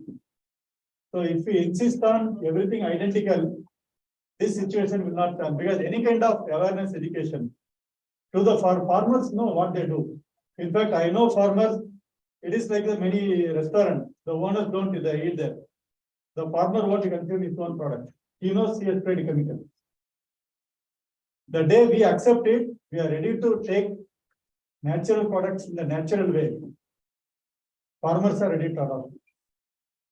It is not farmers. It is the middleman and the end consumer like us. For example, if you want seasonal vegetables 24/7. In the peak of summer, you want sarson ka saag. With what is that? Makki da roti. First of all, it is not meant for Bangalore. So what happens? You deep freeze it, reheat and give. So it is all, I think, end consumer, particularly the educated ones, we are responsible. What is the point of education if you don't accept the reality? This is my personal feeling. But of course, we'll do our best to create awareness. But I don't think about farmers, they know more than us. So just out of curiosity, I asked this question. No offense meant. I think your question is a very, very valid. It is good I was able to express some of my things openly here. And if it changes even 1% here to go for a naturally grown vegetable without looking for uniformity, finish, but real quality is good. Actually, in my childhood, we look for mangoes that have insects inside because they'll be the most tasty. Yeah. Similarly, guava, if it is bitten by squirrel, that is the guava is eat. That has the best quality. Somebody has done quality, but we don't want it today. So that awareness has to come. So this is what is my feeling. But your question is very apt and correct. But I think we always think somebody else is not doing the job. It is we as a consumer not doing the job. If consumer is ready to buy, they'll produce natural products. Thank you. Yes, thank you. Thank you very much. Yes, ma'am. Yes. And in the industry evaluation, we saw that 2.0, 3.0, whether it is 0 or more, Normally they say 0. For normally it is a versioning, no. The software engineer created that versioning. You know, version number minor is point something you can add. So they started 4.0. Now they're talking 5.0. 0. O is said many times, but it is 0. That is what is something I am aware of. So thank you once again. Thank you for your question.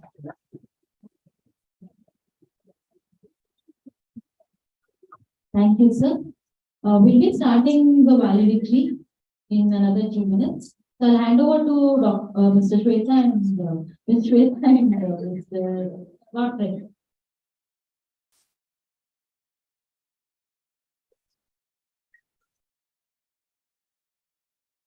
ಎಲ್ಲರಿಗೂ ನಮಸ್ಕಾರ. ನಾನು Shweta MB, ಸಹಾಯಕ ಪ್ರಾಧ್ಯಾಪಕಿ, ದಯಾನಂದ ಸಾಗರ ವಿಶ್ವವಿದ್ಯಾಲಯದ ವಿದ್ಯುನ್ಮಾನ ಮತ್ತು ಸಂವಹನ ವಿಭಾಗದ ವತಿಯಿಂದ ನಡೆಯುತ್ತಿರುವ 2ನೇ ಅಂತಾರಾಷ್ಟ್ರೀಯ IEEE ಸಮ್ಮೇಳನದ ಸಮಾರೋಪ ಸಮಾರಂಭಕ್ಕೆ ತಮ್ಮೆಲ್ಲರಿಗೂ ಗಣ್ಯರ ಪರವಾಗಿ, ಆಡಳಿತ ವರ್ಗದ ಪರವಾಗಿ ಹೃತ್ಪೂರ್ವಕವಾಗಿ ಸ್ವಾಗತ. Ladies and gentlemen, I am Dr. Godfrey. It's a great delight and pleasure to welcome all the dignitaries, audience for the valedictory event of CENTCON 2022.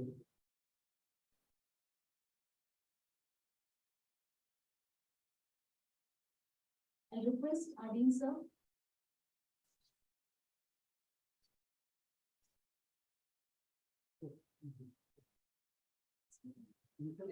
Yes. Yes.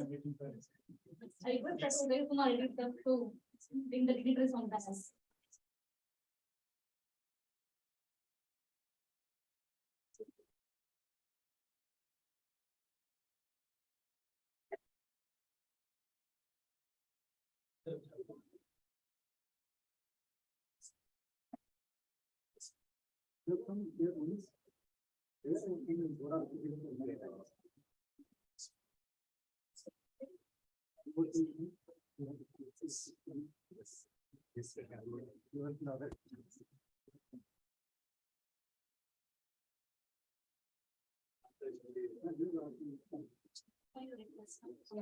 I request Sangappa.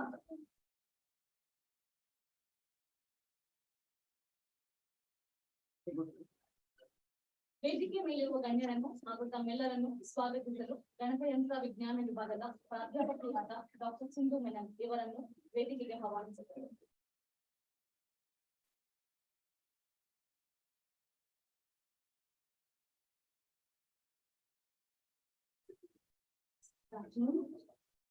Honorable Chief Guest, Secretary IEEE Bangalore Section, Executive Chairman, Vice Chairman, Joint Secretary of DSI, Secretary, Vice Chancellor, Pro Vice Chancellor, Registrar, Dean SOE, Dean Research, Chairpersons of all the departments, our eminent speakers, academicians, teaching, non-teaching fraternity, students, and dear participants.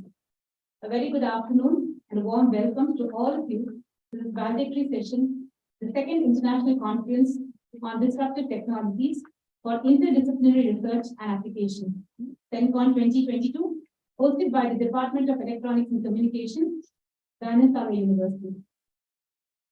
Over the last 3 days, we have had deep insights into several issues of disruptive technologies.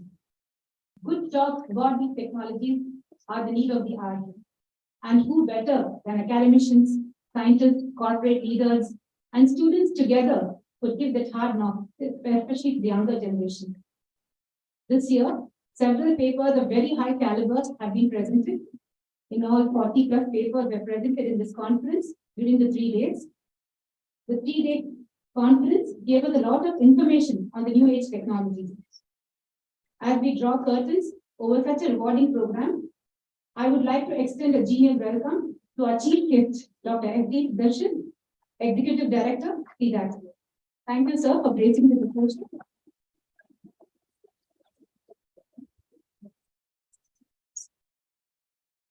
Our honorable guest has made this event very special for us by his very presence. Thank you, sir. A very hearty welcome to Mr. Chengappa MR, Secretary, IEEE Bangalore Section.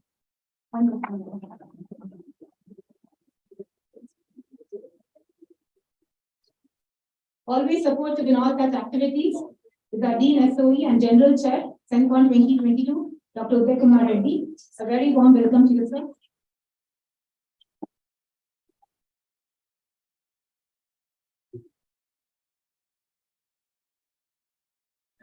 I'm profusely elated and with equal pleasure, I would like to extend a hearty welcome to our Dean Research, Dr. M.K. Banga.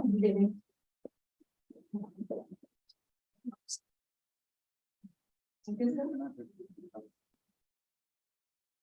A very warm welcome to all the chairpersons of various departments, teaching, non-teaching fraternities, participants, students, speakers, people from industry and media, and the IT team.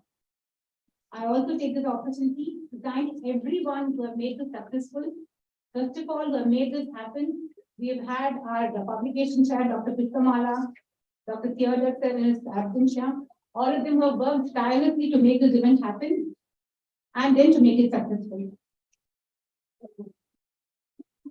Dear students, opportunities like this come rare, so make the most of it and let this inspire you to work towards a better future for your generation and for generations to come.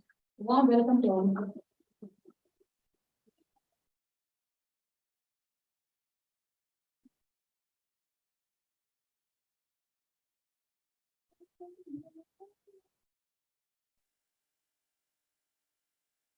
Thank you, Dr. Sindhu Menon, for your warm welcoming speech. A warm welcome to you too, ma'am. Now, Executive Director, SIGA, Dr. L.D. Sudarshan will address the gathering.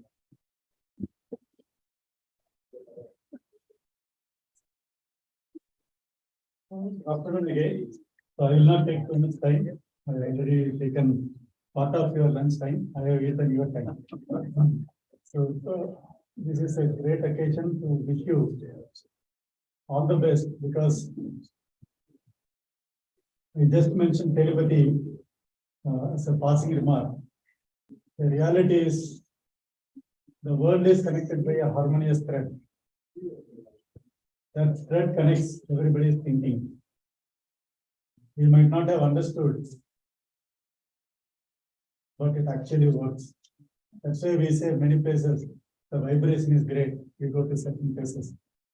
So vibrations matter, and it is a great vibration here.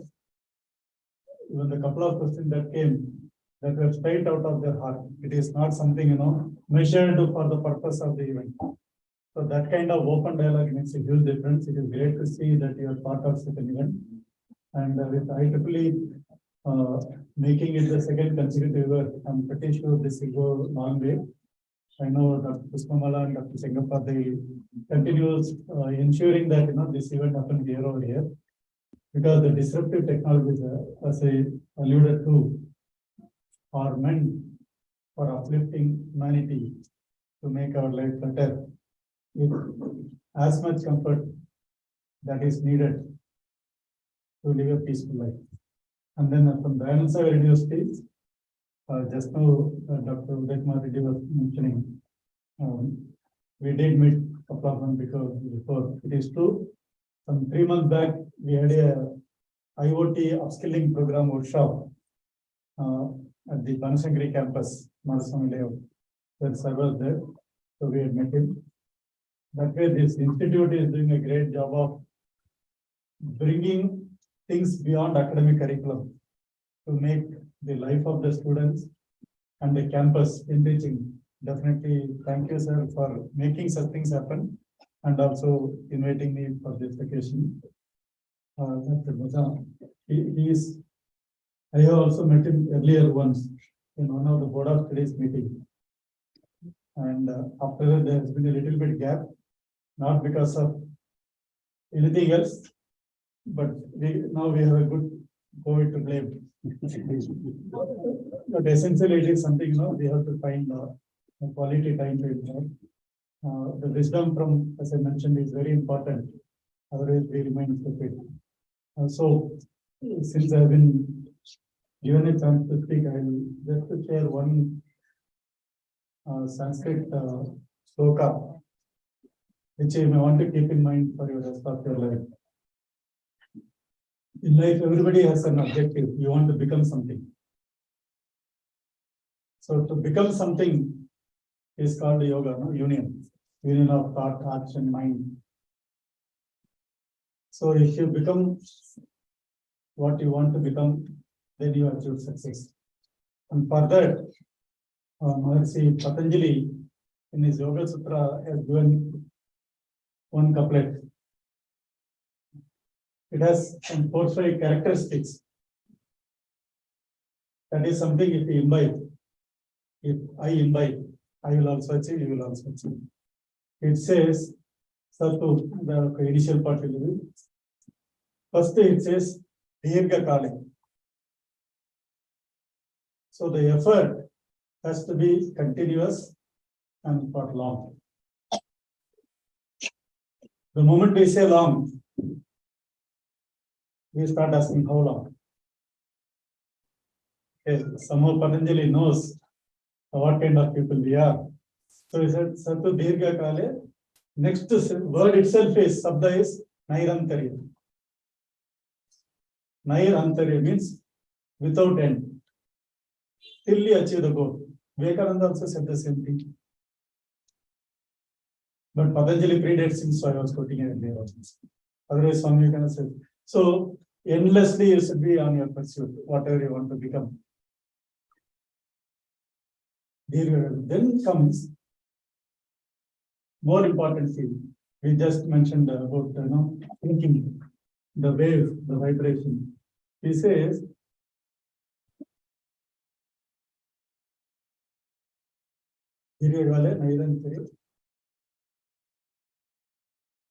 Sevito Bhavana. So it should be Satkara Sevita, he says. Satkara means, Upakar. Satkar means, Sat means good. Kar. So you should be doing for a good cause. So what you want to achieve should be a good cause. Even if you want to patent, which is today IEEE we talk about. To patent, there are multiple criteria. One of them is utility. And what the stopping criteria is, it should not be detrimental. Patent is newness, non-obviousness, and utility as the 3 mandatory criteria. And not against humanities, the negative veto power criteria. So Patanjali said that Satkaro Sevita, Satkaro for the positive thing, Sevita means in service mindset, not for profit mindset. Yeah. So Satkara Sevita. Then he says, Vrida Bhumi means it should be with conviction. Come what may. Because I am convinced I am on the right path. I don't go just because many people are doing it. So that is what he said. So if you follow your pursuit with a service mindset in a positive way, in a never-ending manner, you will achieve. That is what Patanjali said. So I just repeated within whatever little understanding I have. So with that, I wish you all the best to remain committed to what you are up to in your life. And wishing you all the best. Thank you, Dharma Sagar and IEEE for this.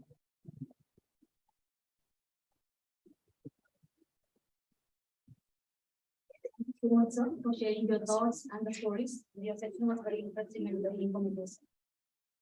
And I want to Mr. Chandappa, Secretary, IEEE Bangalore Section 2022, Expert Technologist, HP Enterprise.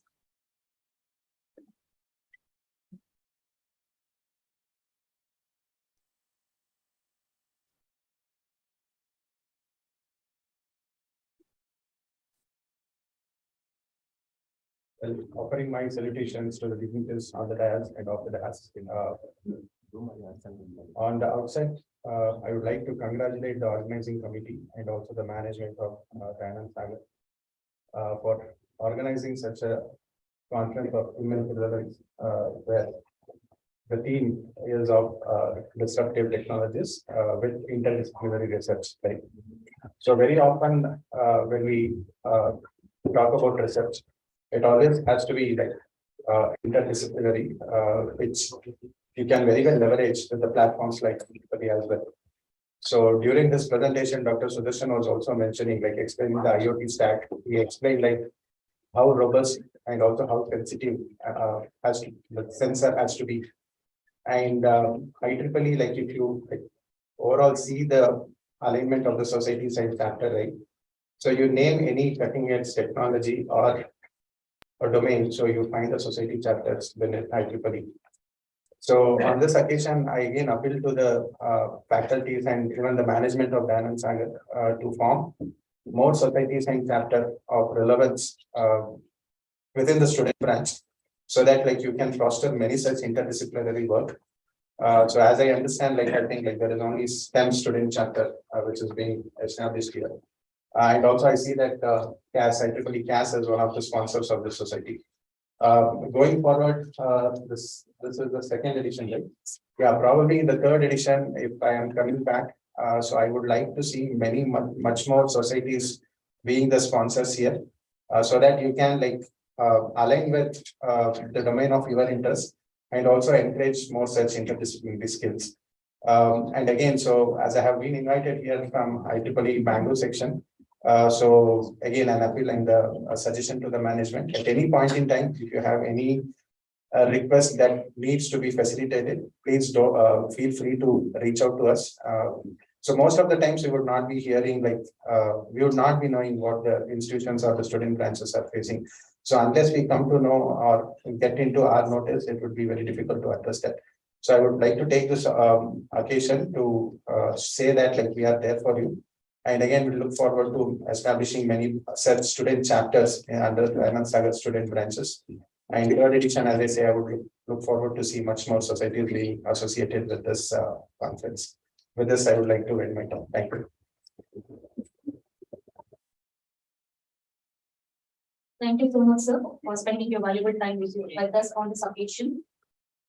ಈ SOE 22ನೇ ಸಾಲಿನ IEEE ಸಮ್ಮೇಳನದ general chair doctor Uday Kumar Reddy ಅವರನ್ನು ಸಭೆಯನ್ನು ಉದ್ದೇಶಿಸಿ ಮಾತನಾಡಲು ವಿನಂತಿಸುತ್ತೇನೆ.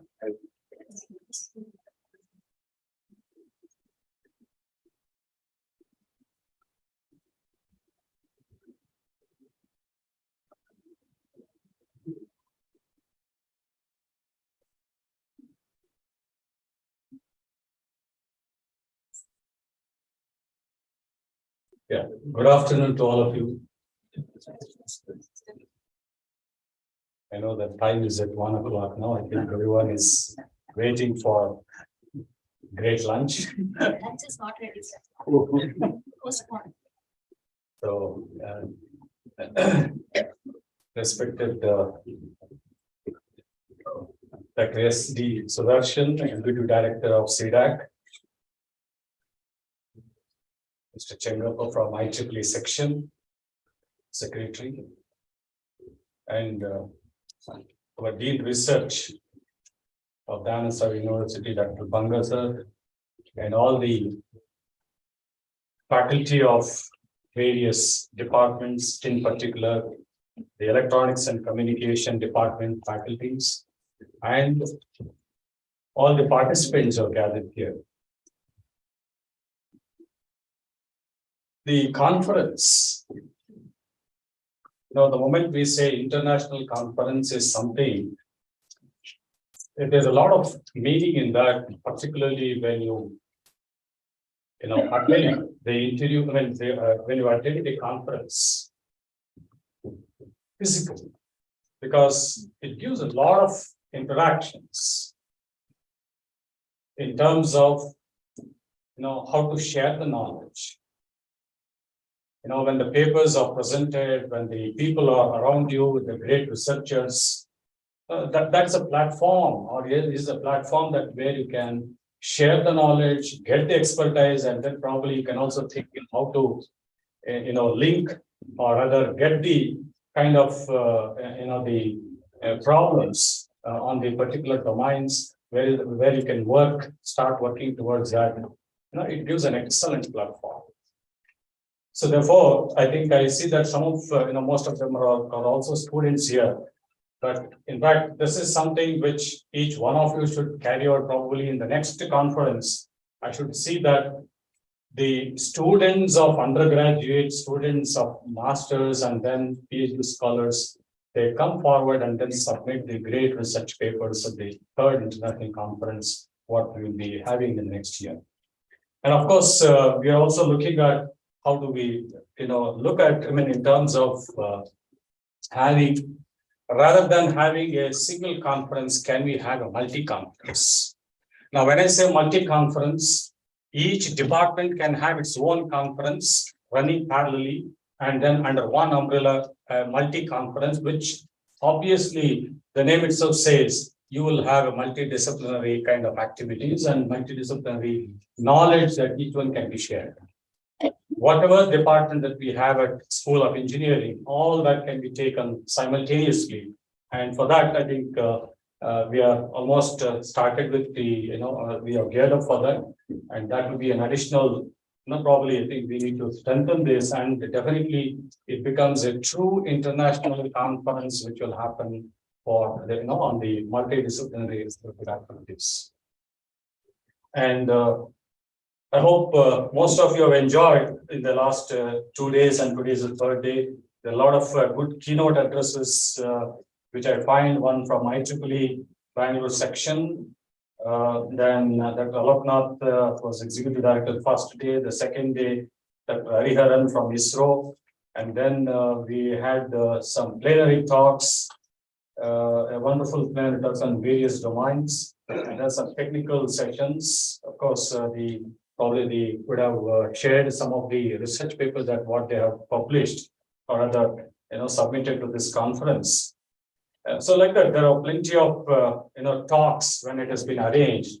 It is, we have to ensure that, we are part of that so that you get a lot of knowledge, because otherwise, you don't get so easily when people across the globe, when they talk, both plenary talks and the addresses. So that's very, very important to ensure that we are on par and we are upgrading, updating, or rather we say reskilling and then upskilling ourselves in terms of technical knowledge. And yes, I was just hearing, the keynote of Dr. Sudarshan was, mentioning on the quantum mechanics and other related IoT and other, the domain areas.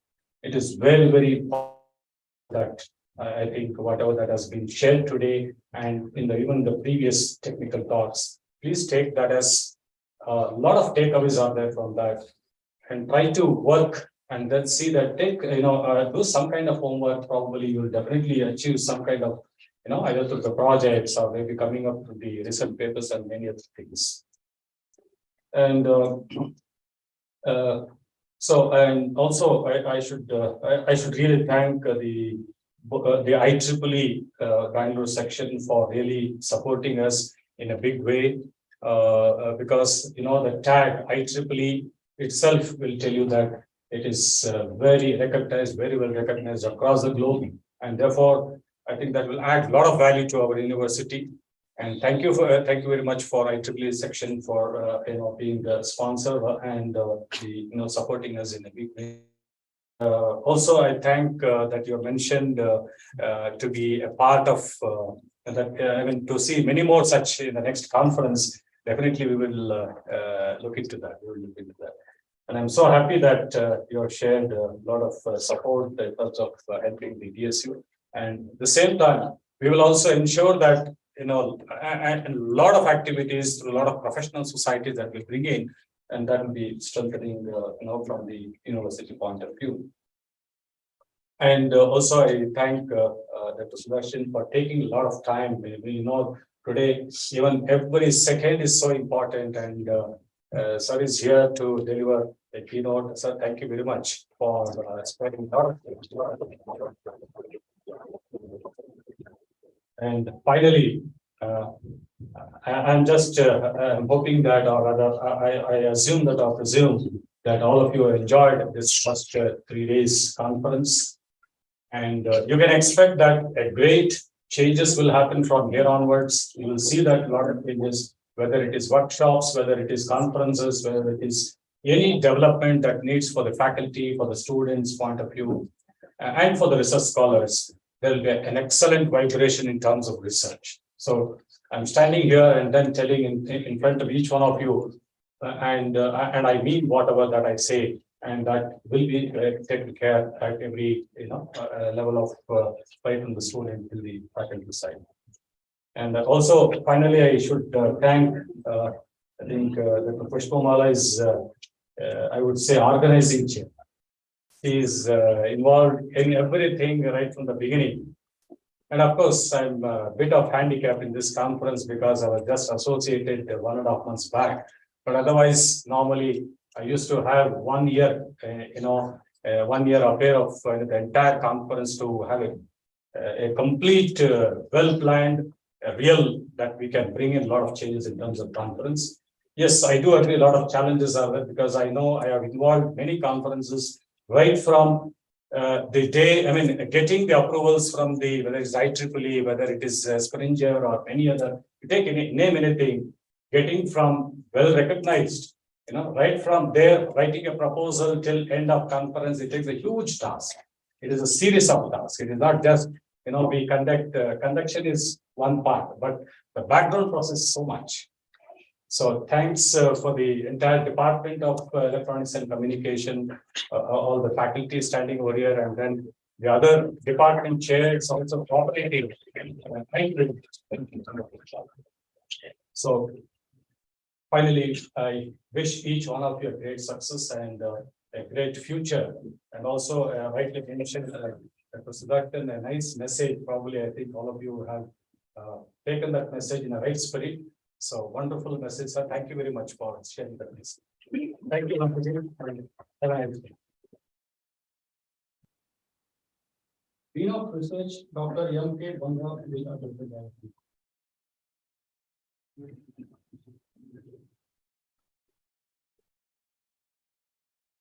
Good afternoon. I think you are too exhausted after hearing my three, colleagues. Respected Dr. Sudarshan, the chief guest of this function, Dr. Vekomariti, the colleague, and the Dean of the School of Engineering, Mr. Chengappa, the Secretary of IEEE Bangalore branch. Well, first of all,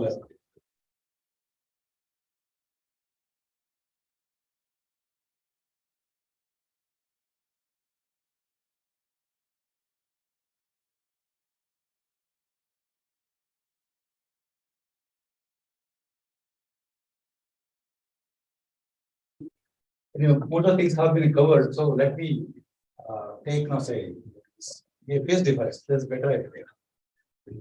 So I did not repeat whatever they said.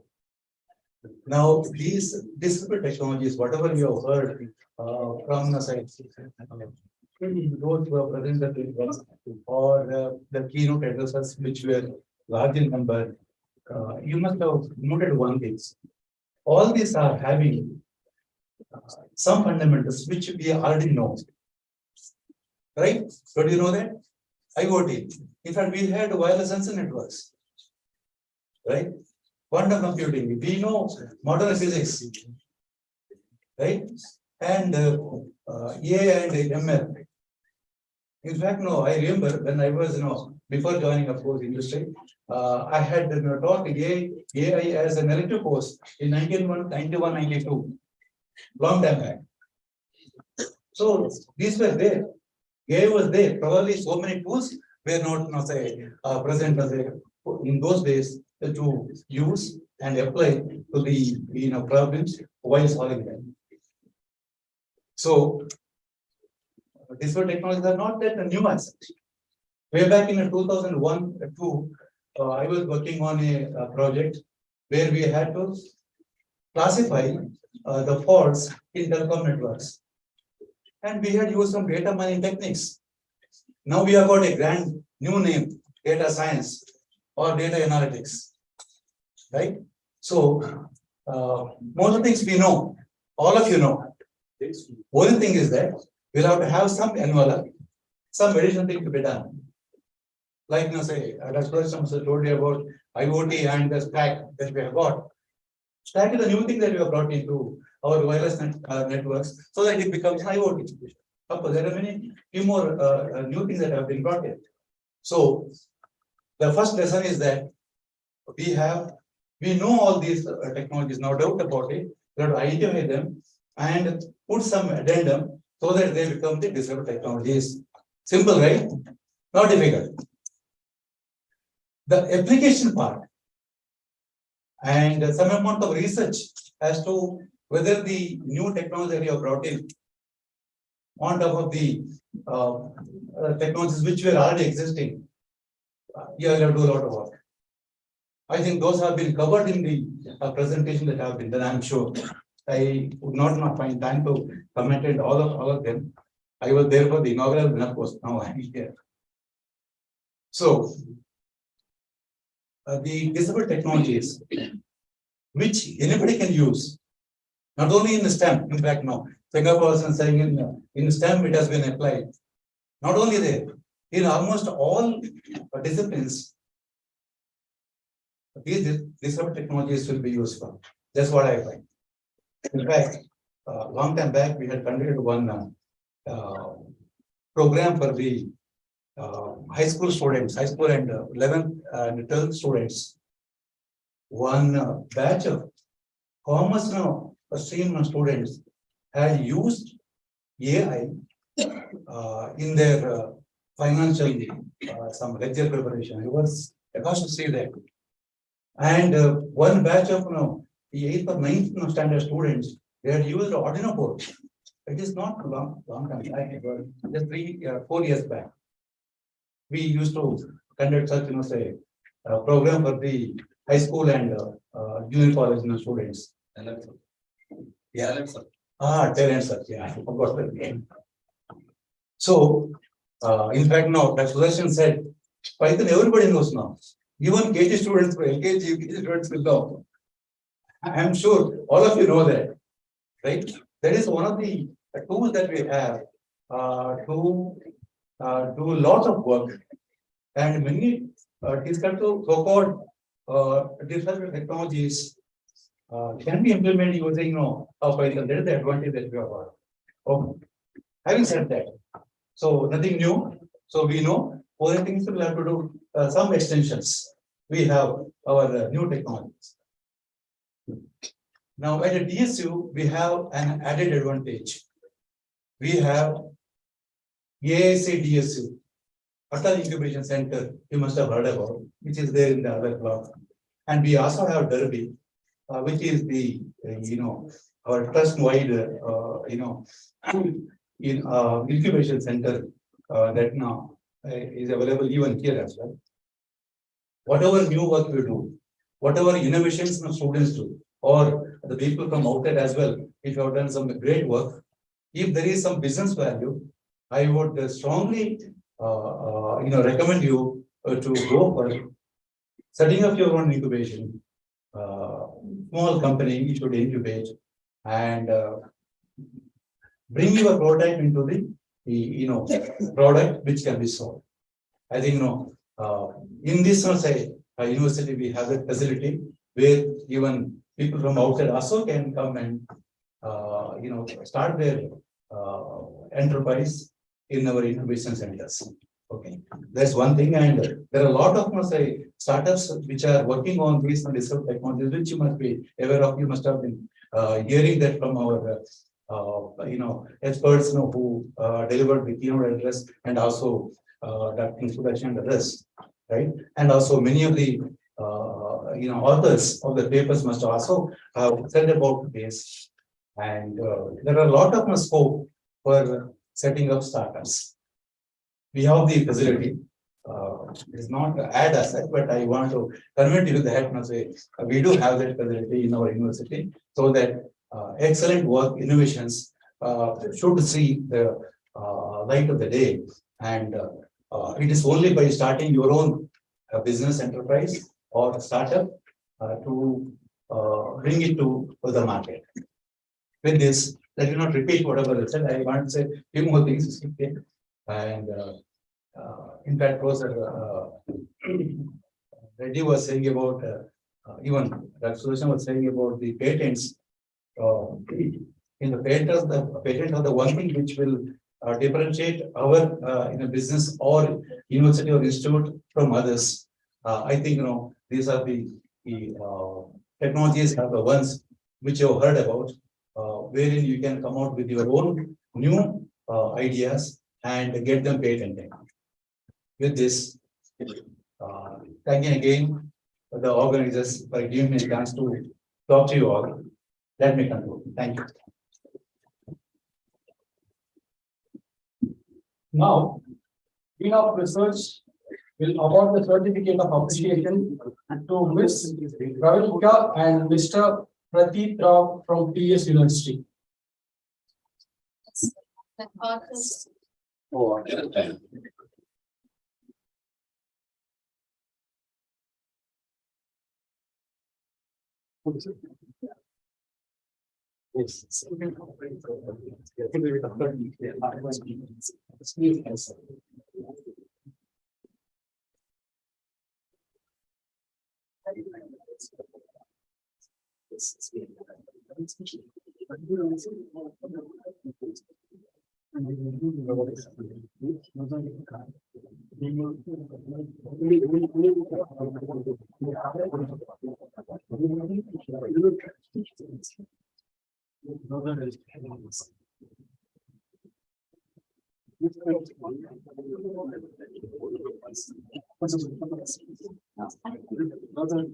Okay, let us move towards the feedback section.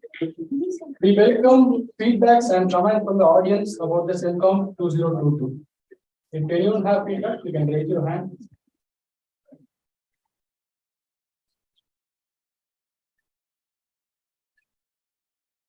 No feedbacks? Okay, we'll move towards next. Associate Professor, Department of ECE and Publication Chair of CENTCON 2022, Dr. Pushpamala, yes, will deliver the vote of thanks and closing remarks.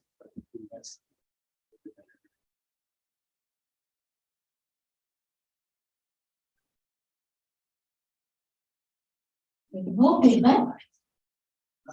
Okay, the next year I'm not giving you food. Is that okay? No need of conflict? You're hungry for food. But you only sat for 2 hours, right? Today. 11 to 1. I gave snacks before that, right? No, good. Okay. Anyhow, it is my privilege to present the vote of thanks and the concluding remarks for today. One point which I want to iterate in this conference is that last year we had a promise that we'll have 30% acceptance rate. We had 33% acceptance rate with 22% of papers presented. So this year we'll keep 20% as acceptance rate for CENTCON 2023 or 2024, whatever is coming up next year. So that is one thing. I would like to thank all the management members who are there on the banner, Dr. Hemchandra Sagar, Dr. Premchandra Sagar, the joint secretaries, Tinkisha Sagar, Rohan Sagar, Nishant Sagar, Natasha Sagar, Dr. KNB Murthy, Shri Janardhan, Dr. Pushmandappa, our Dean, Dr. Uday Kumar Reddy, for their support in conducting the conference. Next, I would like to thank all the speakers. Who are all the speakers? I don't remember, so I'm turning the page. I'm keeping the book. Okay. So we had Dr. V.K. Hariharan, Dr. Aloknath De, Dr. Sudarshan, Dr. Anish Charian Vamshi, Quantum Computing by Reena Dayal, Professor Julian Kolte, your favorite Metaverse, Dr. Chandrasekhar, and Cisco is also your favorite, I guess, Dr. Shubodh Gajare, Dr. Ramkrishnan Raman, Steve Jockey, all the wonderful speakers we had. And I would like to thank the organizing committee members, technical program committee members, the general chair, Dr. Uday Kumar Reddy, Dr. P. Deepa Shenoy. Special thanks to Dr. Uday Kumar Reddy, sir, because in the last moment he extended all the support he could for the conduction of the conference. Thank you so much. General coaches, Dr. M.K. Banga and Dr. Sindhu P. Menon. Special thanks to Dr. Sindhu P. Menon for coordinating all the TPC activities. So in fact, she was the virtual TPC chair for us. Thank you so much, ma'am. And all the fractures of Dayanand Sagar University who have helped me. Please forgive if I pardon if I miss out some names. We have Dr. Bhavani, Dr. Basuraj, Dr. Revati, Dr. Pramod, Dr. Meenakshi, Dr. Tina, Dr. Rekha Nair, Dr. Vishwanathan, Dr. Jaita, Dr. Sarvana Bhavan, and thanks to all of them. Then we have the organizing committee members, Ms. Kanmani, Chadmukti, Abhinav, Kokila, Navya, Nandini, Sharan Basavraj, Punit, Shweta, Jayashree, Godfrey, Supraja, Dr. Gayatri. I think I've taken out all the names, Dr. Payal, Dr. Pushpa, PV. Special thanks to Dr. Sneha Sharma. She has been with me throughout the conference. And even Professor Punit sir has been with me throughout the conference. Thanks to Nandini also for coordinating the cultural event. She is traveling, she has coordinated the cultural event. So website committee, thanks to Gausya ma'am. So she coordinated for the website from day one. So I think I thanked everyone, right? Oh, yeah, that's good. So thanks to you all. So at least because of my post, you are sitting in the hall today. Thank you for all the participation in the event. Thanks to authors, thanks to reviewers, and I should thank the cook also, right? For cook for you. Thanks to the cook also. So thank you everyone. And if I missed out anyone, so as the alphabets A to Z, your name is there in that list. So I've included everyone. Thank you. Thank you. Good meeting on the night. Thank you, Chengapa, also for coming in. Food coupons will be distributed here. Before going to the food coupon, I request Dr. Uday Kumar Reddy sir to felicitate our guest for today, Dr. Sudarshan.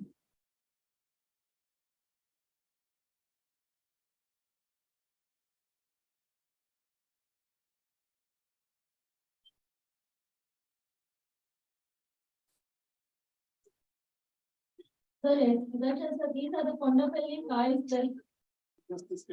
Last year we gave Chanpatna coins, so this year Kondapalli coins.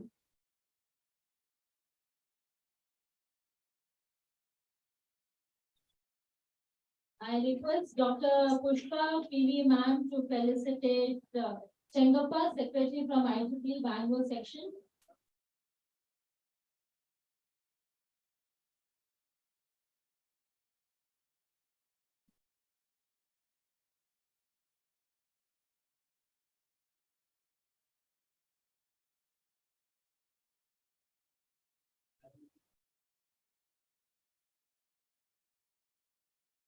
I request Dr. Sneha ma'am to felicitate Dr. Bangasar Dean Research.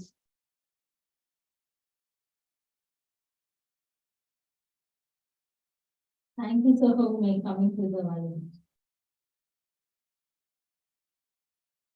So, we on special request will felicitate our Dean sir again with the dog.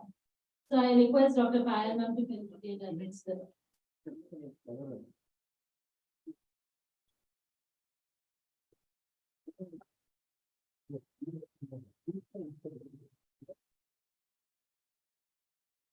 Thank you. Thank you, everyone. So thank you. Please collect the food coupons at the door. Staff can.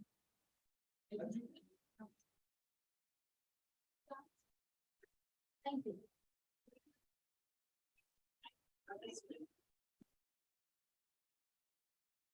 It's going to be easier for the guests to move and then to the staff.